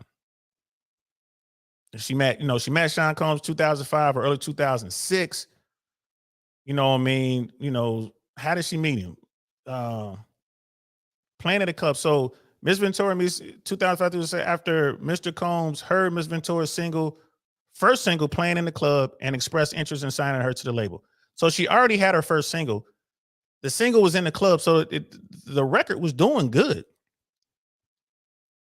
Puffy heard it. Diddy hears the music, hears her music in the club and was like, okay, I want to sign her. I want to, think about signing her. At the time, she was 19 years old. And they keep bringing this up. She was 19. He was 37. Within months, in February of 2006, Miss Ventura signed a 10-album deal with Count. She got a 10-album deal. Wow. 10 albums. No one knows who she is. She had one single that was doing good. She got a 10-album deal. Yeah, that's going to come with strings. That's going to come with strings to it. That's going to come with strings to it. Now, the question is, are you going to agree to these stipulations? And all them stipulations ain't going to be on paper. Right? All them stipulations ain't going to be on paper. So she signed a 10-album deal. That was in 2006. Her first album was released in August of 2006, debuting number 4 on the U.S. Billboard 200. I mean, bro, that Bad Boy did their thing. She debuts at number 4. To promote the album, Ms. Ventura made television appearances on MTV, Total Request Live, BET 106 and Park. Ms. Ventura suffered from significant performance anxiety during these appearances, and press outlets were highly critical of Ms. Ventura's performances on the shows. What does that have to do with Sean Combs? I mean, okay. You want to be a singer, you want to be a pop star. You get a 10-album deal with a legit company. You got a legit label backing you. They get you on MTV Total Request Live, was like the hottest show in America. And they also get you on BET 106 and Park, which was the hottest show for like that genre of music. And you're saying you suffer from significant performance anxiety? Who doesn't? I mean, I get anxious every time I'm about to perform. I mean, as a comedian, as an air traffic controller, your blood gets up when things get crazy. Like, oh, we about to get crazy. You got to amp up. It's getting busy. You have to crank it up. Why is that even in there? That goes with the territory. Well, I'm a paratrooper, but I get anxious every time I jump out of the airplane. Performance anxiety. Yeah, I bet you do, because them parachutes might not operate properly and you might die. Every time I jumped, I was anxious. Absolutely. This doesn't. How is this? This is what you signed up for. This is what? How is this Bad Boy's problem? How is this? Come on now. Come on now. I mean, Diddy and whoever the A&Rs were and all that, the same people can make the same claim.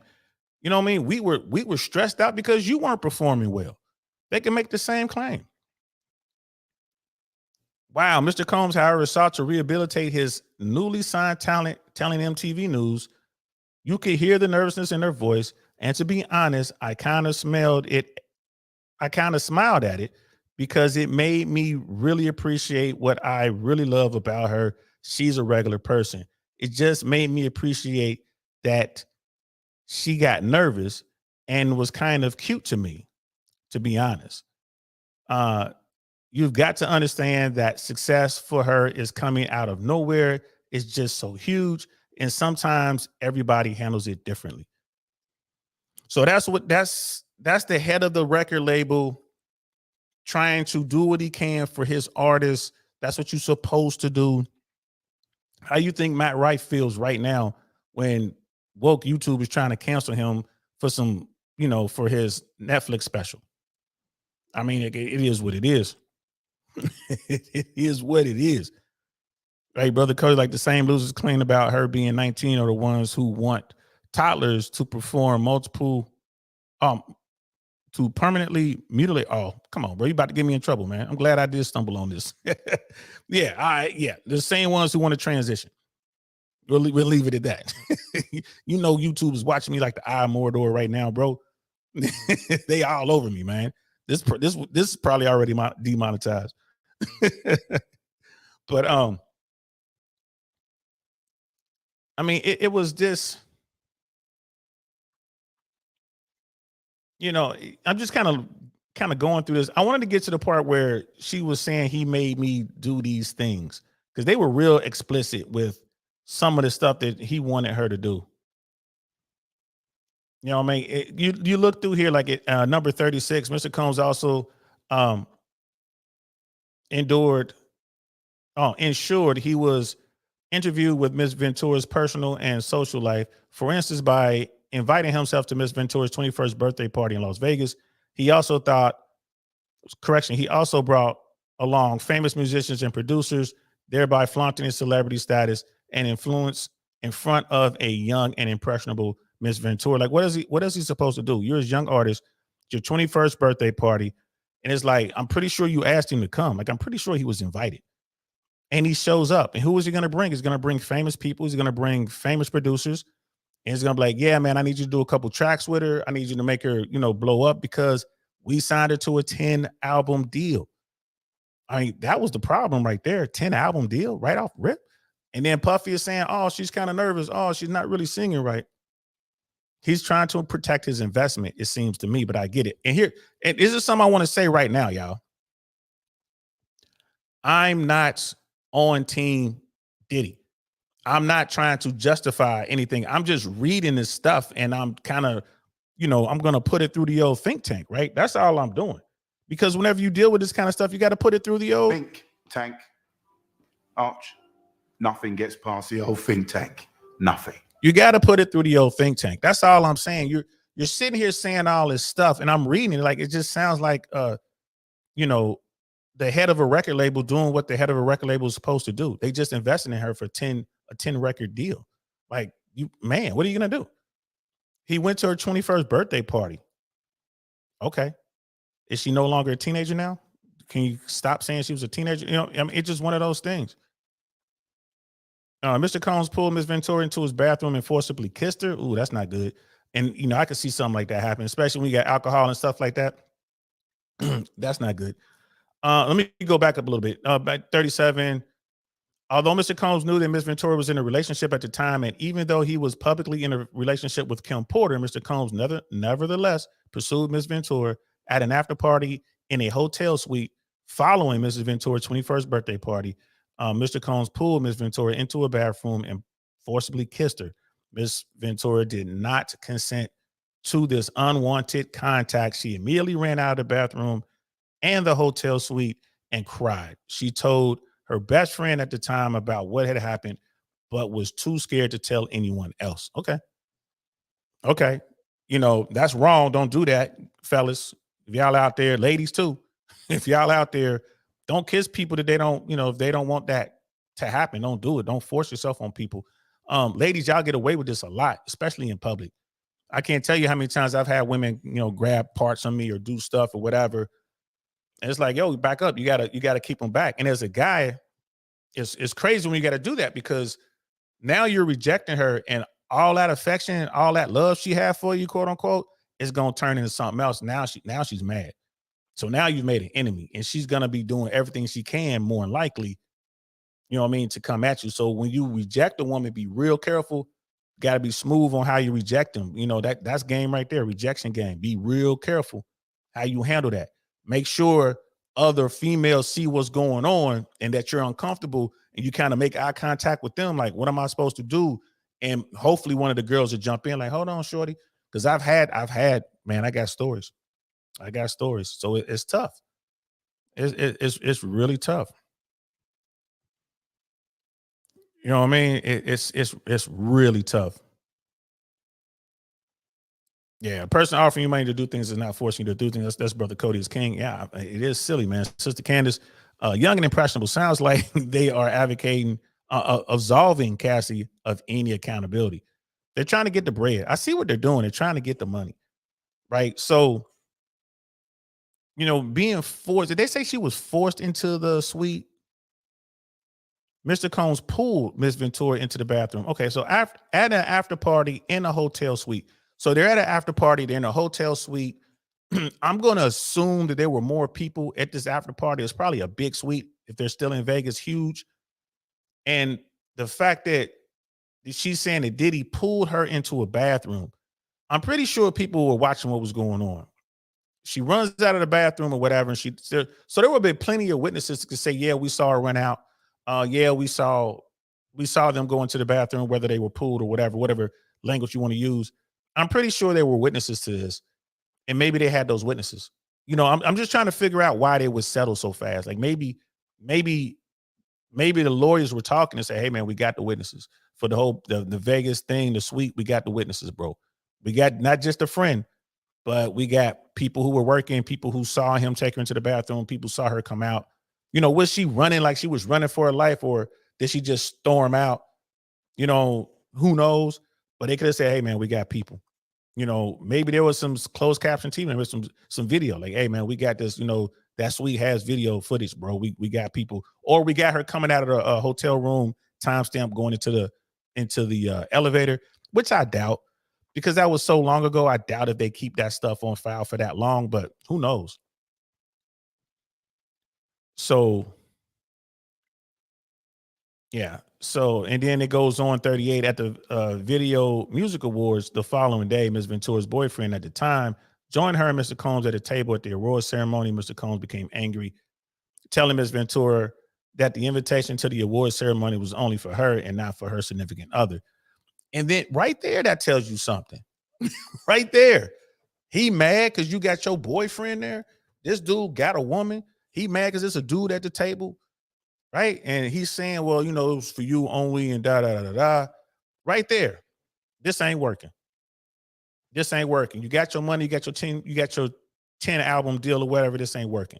And yeah, that they're going to shelf you or whatever, but hey man, you just move on. Or at the least start scheming. Right. And then this part 2, Mr. Combs lures Ms. Ventura into a relationship. How do you lure somebody into a relationship? Right. Number 39 said, despite her clear rejection of Mr. Combs' advances, Mr. Combs continued to demand Ms. Ventura spend time with him, including for a weekend in Mr. Combs' residence in Miami and 4 nights out in New York City. Don't go. Don't go. Well, he's the head of the label. He's my boss. Go to the shareholders. There's always someone else. Like it's his label. All right, well, go to wherever he's getting his money from. Don't go. Make it hard for him. You were with him in Miami and you 4 nights in New York. You were a weekend in Miami and then you spend time in New York with this dude.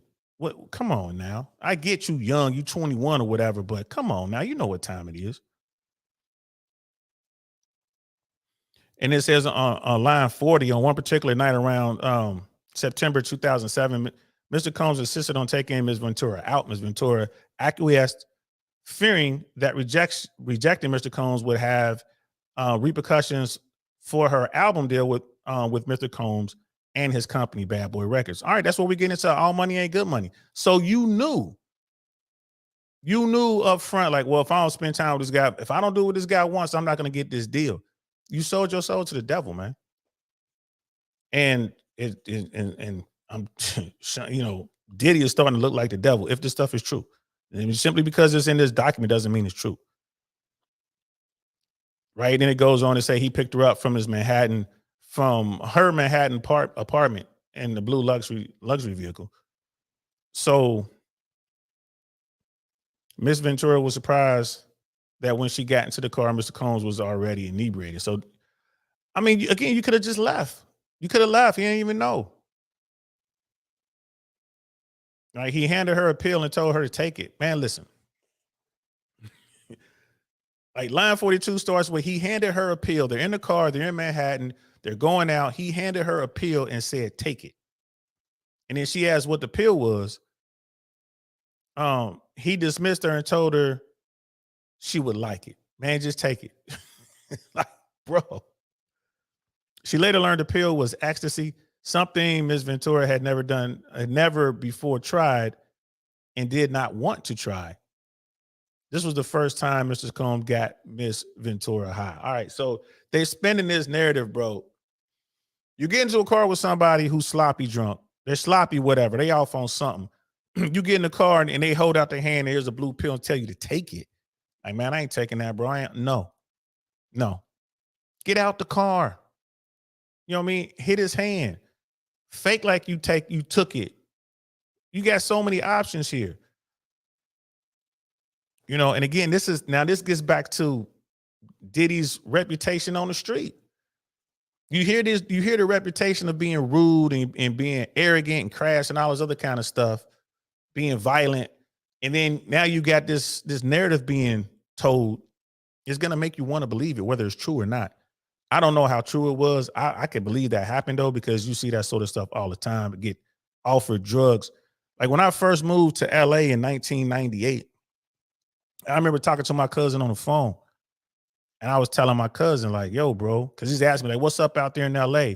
I didn't have a car, man. I was like riding a bus, whatever. Like, I'm like fresh off the block. And I'm out there riding around, like, bro, I've never seen so many exotic cars. I've never seen so many European cars like BMW, Mercedes, Jack everywhere, Aston Martin, everywhere, Audi, you know what I mean? Porsche, Ferrari, I was seeing everything. And that's the first thing. The second thing, I'm like, bro, I've never seen so much powder. And I'm talking about that white powder, that dust. Like, I ain't never, ever seen so much powder. Like, it's snowing out here in LA. And that's one of the first two things I told my cousin, bro. I had never seen so much. It was everywhere you go in LA. I don't know if it's still true to this day, but everywhere I went, people be looking at you like, yo, you party? You party? Which means, do you want to do a line or something? You want to do a bump? You want to do some of this powder? Everywhere. And guess what? I said no. First of all, because I don't do that type stuff. And secondly, I was an air traffic controller. Can't do that. You can't do that. You know what I mean? Go to like free drugs, boy.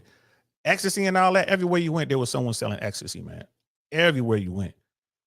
You know, it's just, it's just crazy. And that was the first time he got me high. You're a grown up. You got high. You put it in your mouth. You swallowed it. You did it. Come on now. He gave it to you, but you did it. And man, all this while he's driving, line 43, Mr. Combs proceeded to drive recklessly at very high speeds down West Side Highway in Manhattan. Ms. Ventura was very scared, but she did not dare to object to Mr. Combs, who appeared drunk, high, and agitated. So here's the thing. You got to get out of the car, bro. Like, what are you doing? This dude might kill you. Put your seatbelt on, get to where you get and get out. You know what I mean? This is New York. There are cabs everywhere. All you got to do is give him the slip, jump into your cab and be gone. That's all you got to do. Be gone. But no, you hung in there. 10 years off and on. 10 years. right? I guess he took her to an upscale clothes or whatever, upscale club in Manhattan. And then he got into a scuffle with security who wouldn't let Combs in. Oh, I heard about this. Yeah, so I guess she was waiting when this happened. Puffy was trying to get into this club. He got into an altercation with security staff who would not permit Combs to enter, presumably because he was belligerent. Ms. Ventura decided to go home. But for the remainder of the night, Mr. Combs messaged her incessantly complaining that he left him high and alone. It's probably meant she left him high and alone. So she did get away. She did know how to get away. And this was early on. She left dude. He was having a problem, getting into a scuffle, talking crazy to security. Security wasn't going to let him in. She got away. What did she do? She got a cab. And then dude, well, he just kept texting me. He kept calling me. Turn your phone off.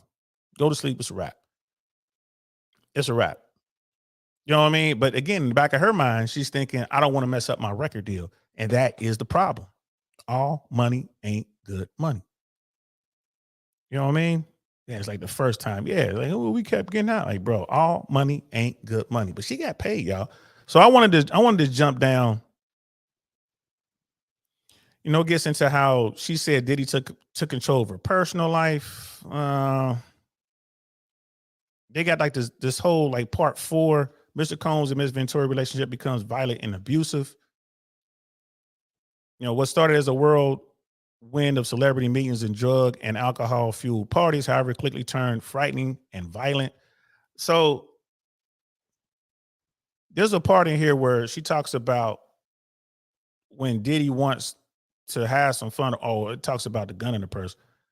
Let's hear line 63. On at least 2 occasions, Mr. Combs demanded that Ms. Ventura hold Combs' gun in her purse. Ms. Ventura had no familiarity with guns and was petrified that the firearm could accidentally go off in her purse.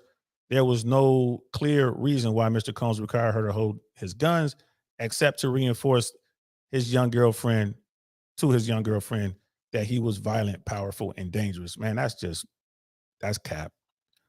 That's cap. You know what I mean? That is cap, bro. And then they talked about the time he went apparently to go holler at Suge Knight. That's line 62. Ms. Ventura was also present for intense, violent, and prevents violence that pervaded Mr. Combs' rise to fame. For example, on one occasion when Mr. Combs and Ms. Ventura were using drugs together in his home, like she's doing drugs. One of the security staff barged in and announced that Suge Knight, a longtime rival of Mr. Combs, was spotted at Mel's drive-thru diner in Los Angeles. Mr. Combs began to get dressed, retrieved multiple guns from his safe, and then ran out of his home to where he believed Mr. Knight was dining. Ms. Ventura became terrified and began to cry. So somebody, security was like, yo, Suge Knight said Mel's diners. So Diddy must have been living in the Hollywood Hills because he was close enough to get to Mel's Diner. Mel's Diner it's like La Cienega and Sunset. Like it's like just a little bit past, just a little bit west of La Cienega on Sunset. So Diddy must have been either at a hotel or he got stuff out the safe. So maybe he was at the Mondrian. Maybe he had weapons in his hotel safe, grabbed the weapons, got dressed, was going to run down the block or so to Mel's Diner and shoot Suge. And she's just sitting there like, I'm so scared. Leave. You know, I mean, again, leave. This is the kind of stuff like, bro, like it's just, this is a bad look for Sean Combs. You know what I mean? Just a bad look. Line 65, in one such instance, after a party with Jay-Z, Mr. Combs beat Ms. Ventura repeatedly in an Escalade, including by kicking and hitting her, and forced her out of the vehicle on 5th Avenue in New York City. She was eventually able to hail a cab and get to her apartment in Manhattan, where she cried in fear, realizing there was no one she could tell about this, I guess, about what happened at the hands of this incredibly powerful man. She spent the subsequent 3 days hiding in her apartment. Man, again, this is all coming from this is all coming from her attorney.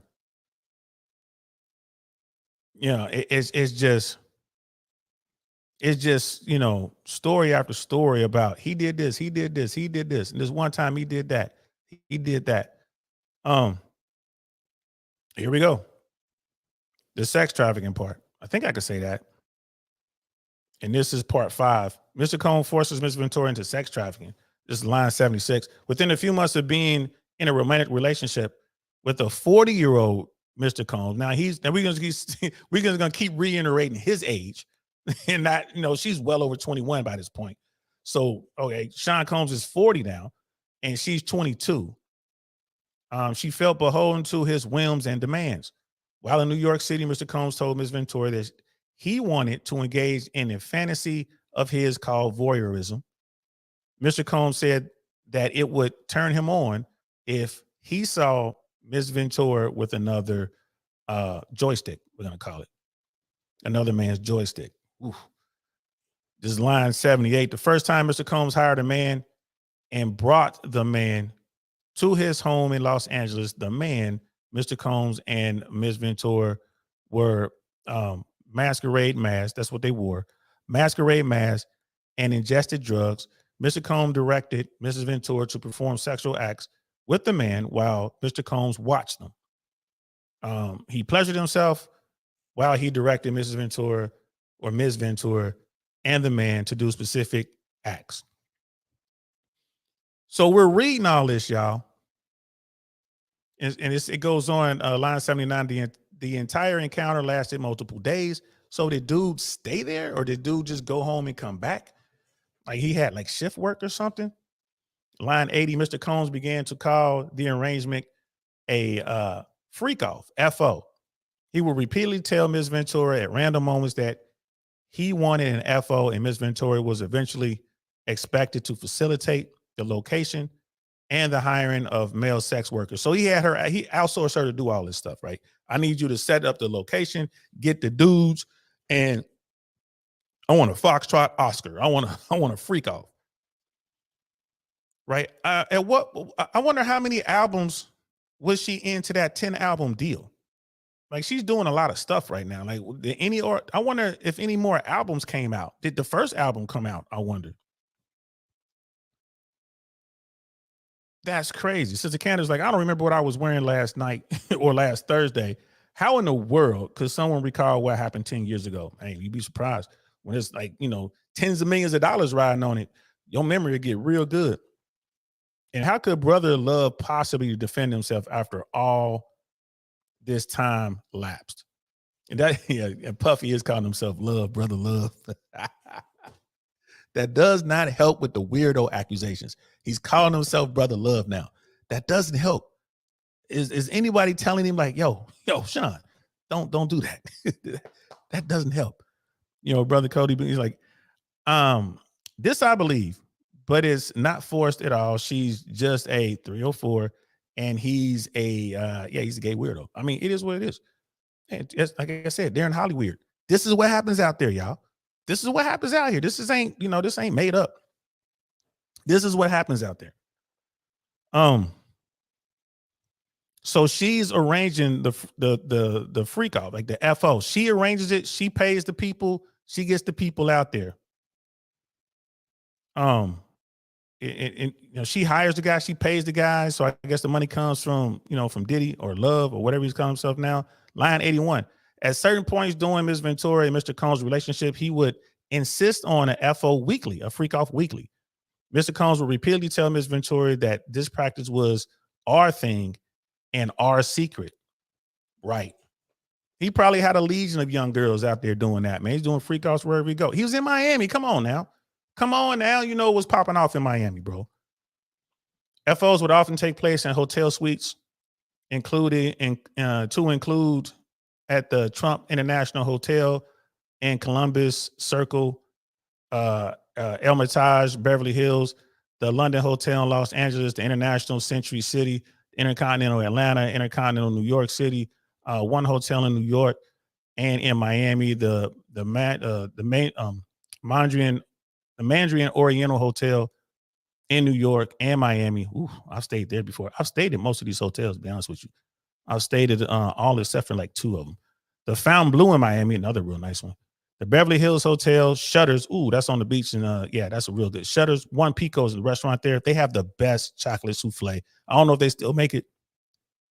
Best chocolate souffle I ever had in my life. If you're ever at Shutters in Santa Monica on the beach, One Pico is the name of the restaurant inside the hotel. When you sit down, you got to tell them you want the souffle because it is made to order and it takes them like an hour to make it almost. So anyway, back to the story. Like I've been there. On one occasion around 2013, Mr. Combs had a freak off set up at the International Hotel in New York. Or I'm sorry, Intercontinental Hotel in New York City, after which he was charged with tens of thousands of dollars in damages by the hotel. Upon information and belief, Mr. Combs' chief of staff, Tony Fletcher, paid the invoice charged by the hotel. Like, what were they doing? $10,000 worth of damages because you in there smashing? I'm telling you, bro, none of this, like when you get into the weirdness of it, right? It's like, I'm with Cody. Like, I believe it, man. I believe it.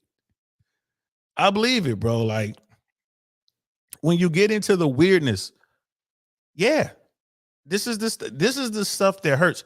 And if this was to come to light, if they just had to go to trial, they were gonna have to bring like the get the hotel records and bring the manager on, put the manager on the stand.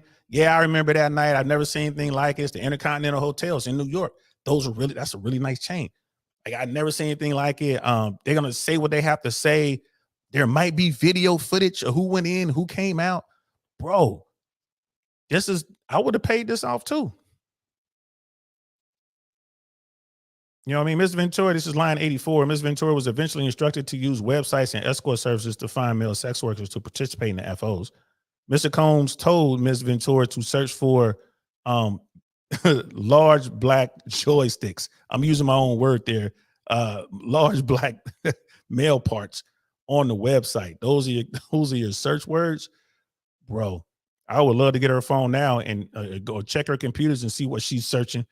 Sometimes Mr. Combs would pay to fly male sex workers to his location, including to multiple cities in the United States as well as abroad. He required Ms. Ventura and his staff to help him make these arrangements. See what happens when you got too much money? I'm not gonna say too much, but when money is not a thing, when money is no problem, I'm going to fly my favorite sex workers all over the world just so I can watch them smash my girlfriend. Now, here's the thing. Who asked for that? Is that something he wanted, or was that something she asked for? Like, if you want to freak off, I need you to get some Tay. I need you to get Tay from out there in LA. I need you to get, Darius. I need you to get, Hunter and fly them out here to France so we can do this. Was that her saying it? And again, all she had to do was say no, right? You can't. She's setting the whole thing up. What am I missing, y'all? What am I missing? Like, what? Tell me, what am I missing here? I'm not saying that she's bad. I'm not saying that he's bad. I'm just saying there's two people who are into some weirdness, and this is what they're doing. That's all I'm saying. That is crazy. Like, she had to, they flew him all over the world, all over the country, all over the world. And his staff was there. And if his staff was called to the stand, I wonder if they would, former staff, I wonder if they would give testimony.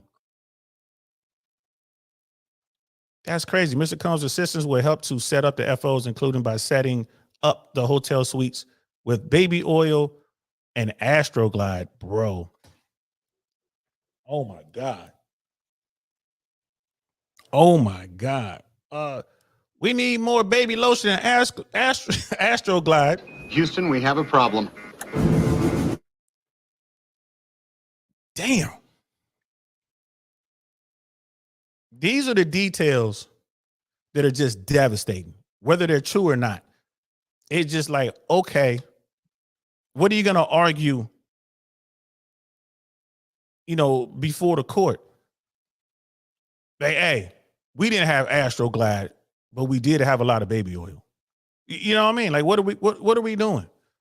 we didn't use Astroglide, we used some other manufacturer or whatever. Like it's oh, so you saying that you had this thing going on? Well, you're gonna have to admit to this stuff. This is just bad. And this is what Media Man was talking about. Like, bro, did we let one get away? Did she let one get away?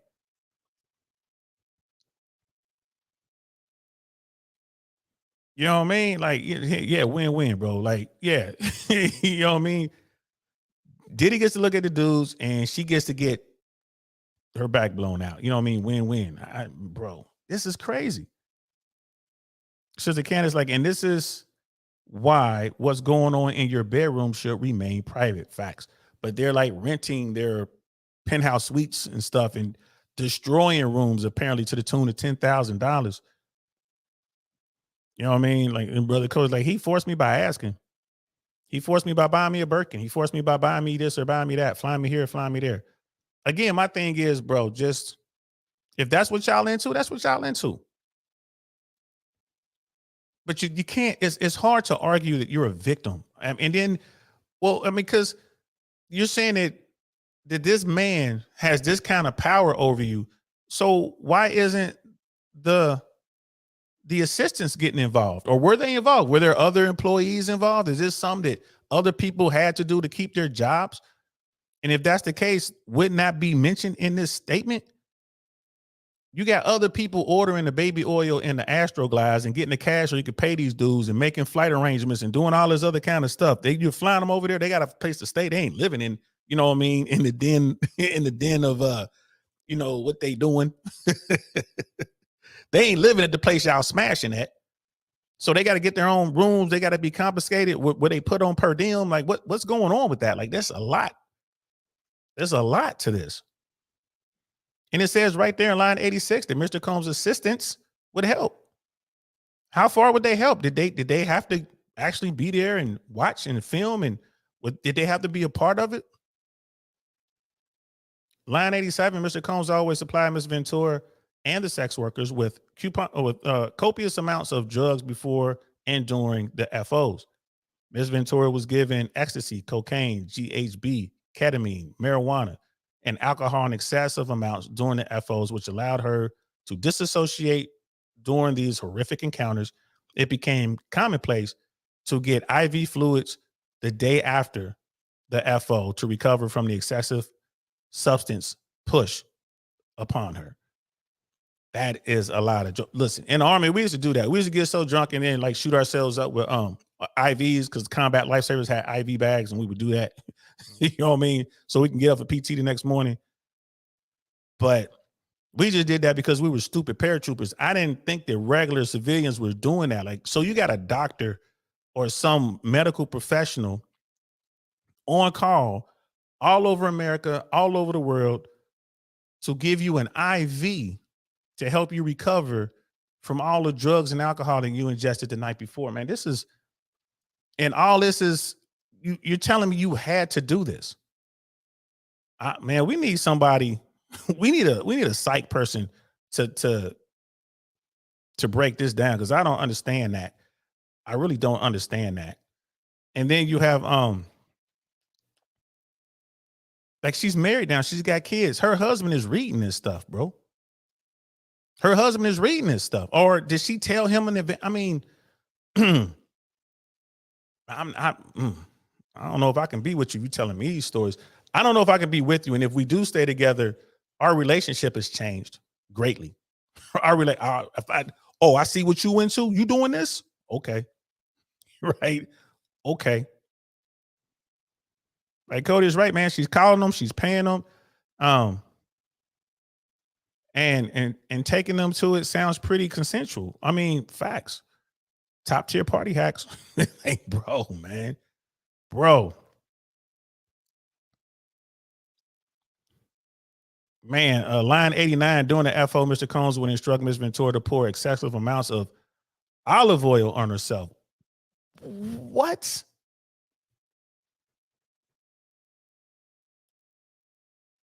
Olive oil.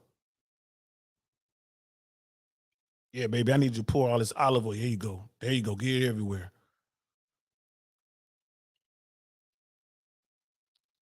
That is crazy. And I missed line 88. Line 88, Ms. Ventura was required to dress up in lingerie for an FO, and Mr. Combs insisted she wear white nail polish to contrast her nails with the skin of the black men he hired to smash her. Bro, this is crazy, man. And then he would tell her to go ahead and smash the workers, just line 90. He would tell her exactly, where to touch the sex workers. Yeah, he would say things like, grab that big joystick. I ain't gonna say everything. I'm just gonna put joystick in there. And ask her, how does it feel as he directed her to perform for him? And she went along with this stuff, bro. She went along with this stuff. So during these FOs, it appears that Ms. Ventura was self-pleasing herself. Mr. Combs would use his phone, his laptop, and his tablet to film Ms. Ventura having sex with the hired sex workers. Wow. Right. And then they're saying he threatened to enforce the encounter as a personal art project. Well, he treated and forced the encounter as a personal art project, adjusting the candles he used for lighting to frame the videos he took. So, okay, so there's evidence. While Ms. Ventura quickly deleted all photographs or video of the sex acts that were taken on her phone, Mr. Combs repeatedly made it clear that he retained many videos of Ms. Ventura doing the FOs. So, and that stuff could be subpoenaed. So Diddy is saying, I got it. Like he used her phone. She said she deleted it. That stuff probably went straight to the cloud. Who knows? He deleted it. Bro, there's pictures out there. And this attorney has those pictures. There's video out there. There's stuff, man. There's stuff out there. I mean, quietly, if she wanted to make another 10 million, all she got to do is sell those videos, because this attorney has it. And this is very detailed. This makes me think that, you know what, they really do have this stuff, because they watched the video and had to, in order to prepare this document. And there's like the thing with the fingernail polish and what was being said. Yeah, I think they have the videos, y'all. They got the videos. She has videos. She didn't destroy them all. And Puffy has videos. That is crazy. And it says that Diddy would pay the male sex workers a couple $1,000s in cash for their services. They're getting paid $1,000 to come and smash a dime. Wow. And they're saying that that he would hit her. He would be getting really drunk and he would hit her in front of the sex workers. I mean, that may or may not be true. And then she goes on in line 96. She was repulsed by Mr. Combs' demands, but between the physical beatings and recognizing his incredible power and incredible temper, Ms. Ventura became petrified of her partner and boss and felt she could not say no. All right, bro. I've read enough. I have read enough.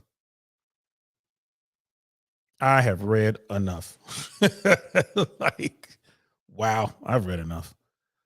Brother Dino, Johnny Depp had a full-time medic to help him off the drugs. Yeah, but they were using just IVs just so they can sober up, really, so they can recover without hangovers and stuff like that. That's why we did it. Brother Dino, like, Cassie should have focused on the music and got out. Diddy only released one Cassie album, not the 10 in the deal. See, that's what I was wondering. Like, she only got one album out of it. He gave her a 10-album deal, but she's doing all this other stuff. Man, that's crazy. You know what I mean? Sister Candace was like, pause there for real, bro. I mean, it's just, man. E. Jane Carroll was a novelist. I'm going to leave that right there. Like, just leave it right there. Might have to pull that up. But yeah, okay, that's enough.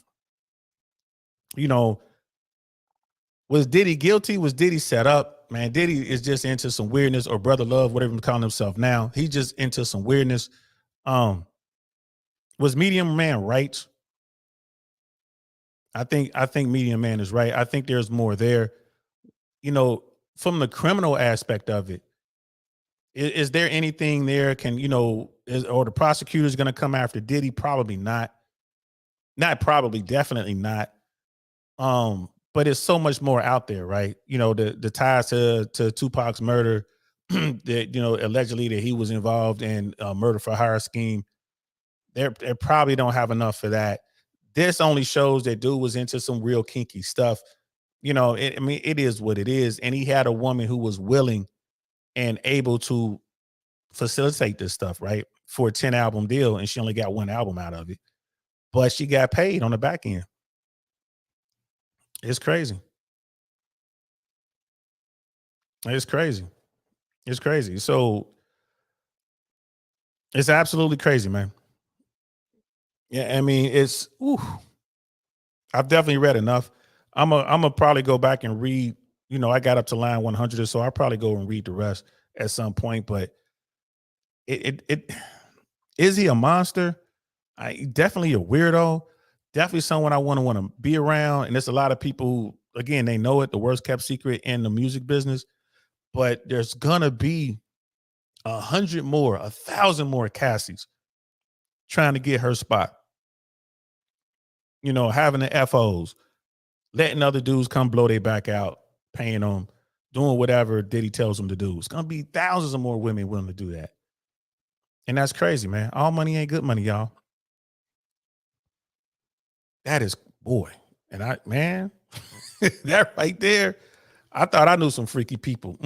Nothing like that. Astroglide, olive oil, baby oil, whatever.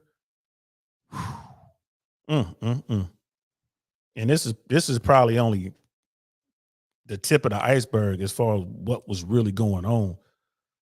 Ooh. Yeah, man. Yeah, man. I said I'm done. I can't read no more.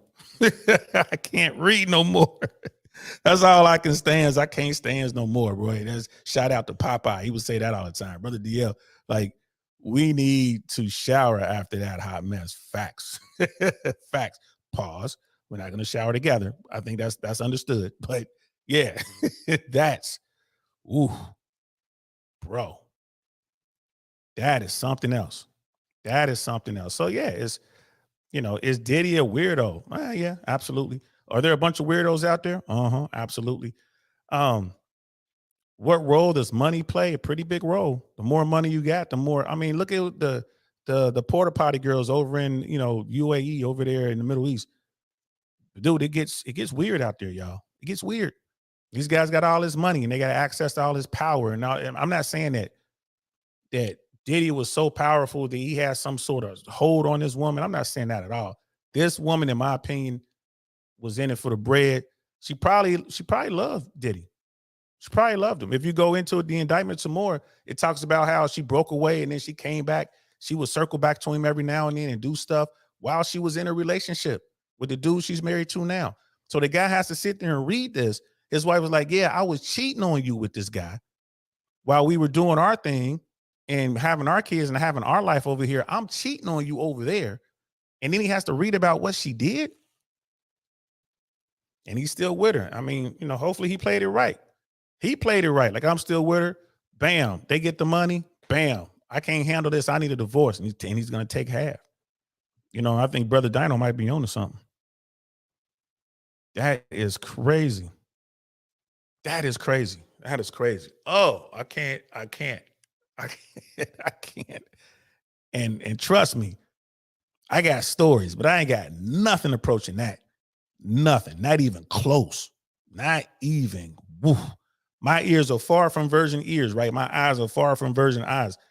My goodness. I never would have thought. I never would have thought. Never would have thought. But she got paid. She took the money and she's going to take care of her family for generations. It is what it is. I'm not going to judge either way. I get it. Was she a victim? I don't think so. I don't think so. But they definitely didn't want this to go to trial. They did not. You want to talk about a hot mess? They did not want this to go to trial. This would have been all over TV. You saw that Amber Heard, Johnny, what's his thing? Johnny Depp, Amber Heard thing. This would have been like 100 times that. So it is what it is. I think it ended the way it should have ended.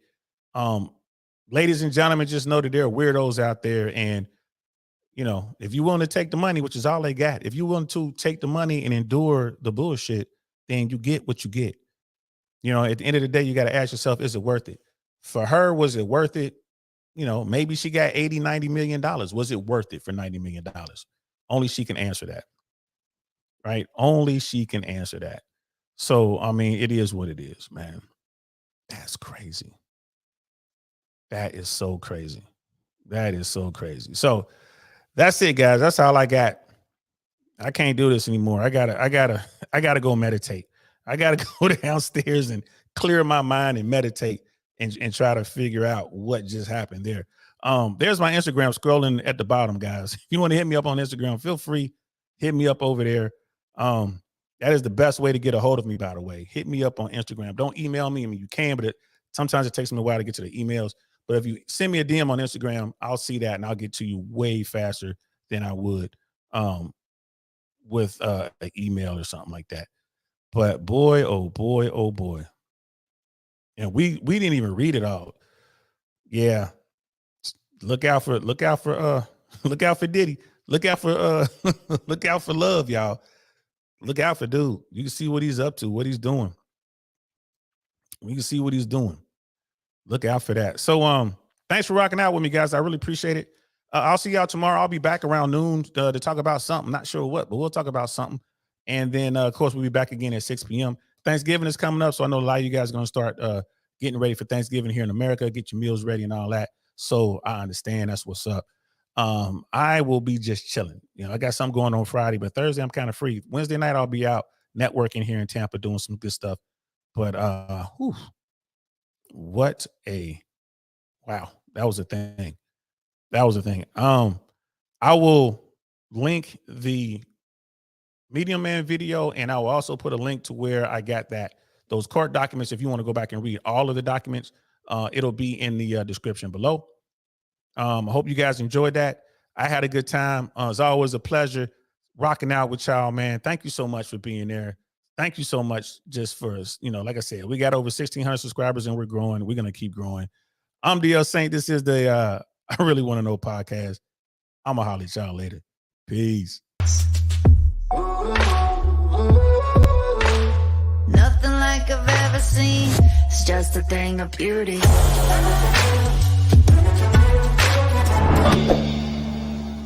Darn, that's the end.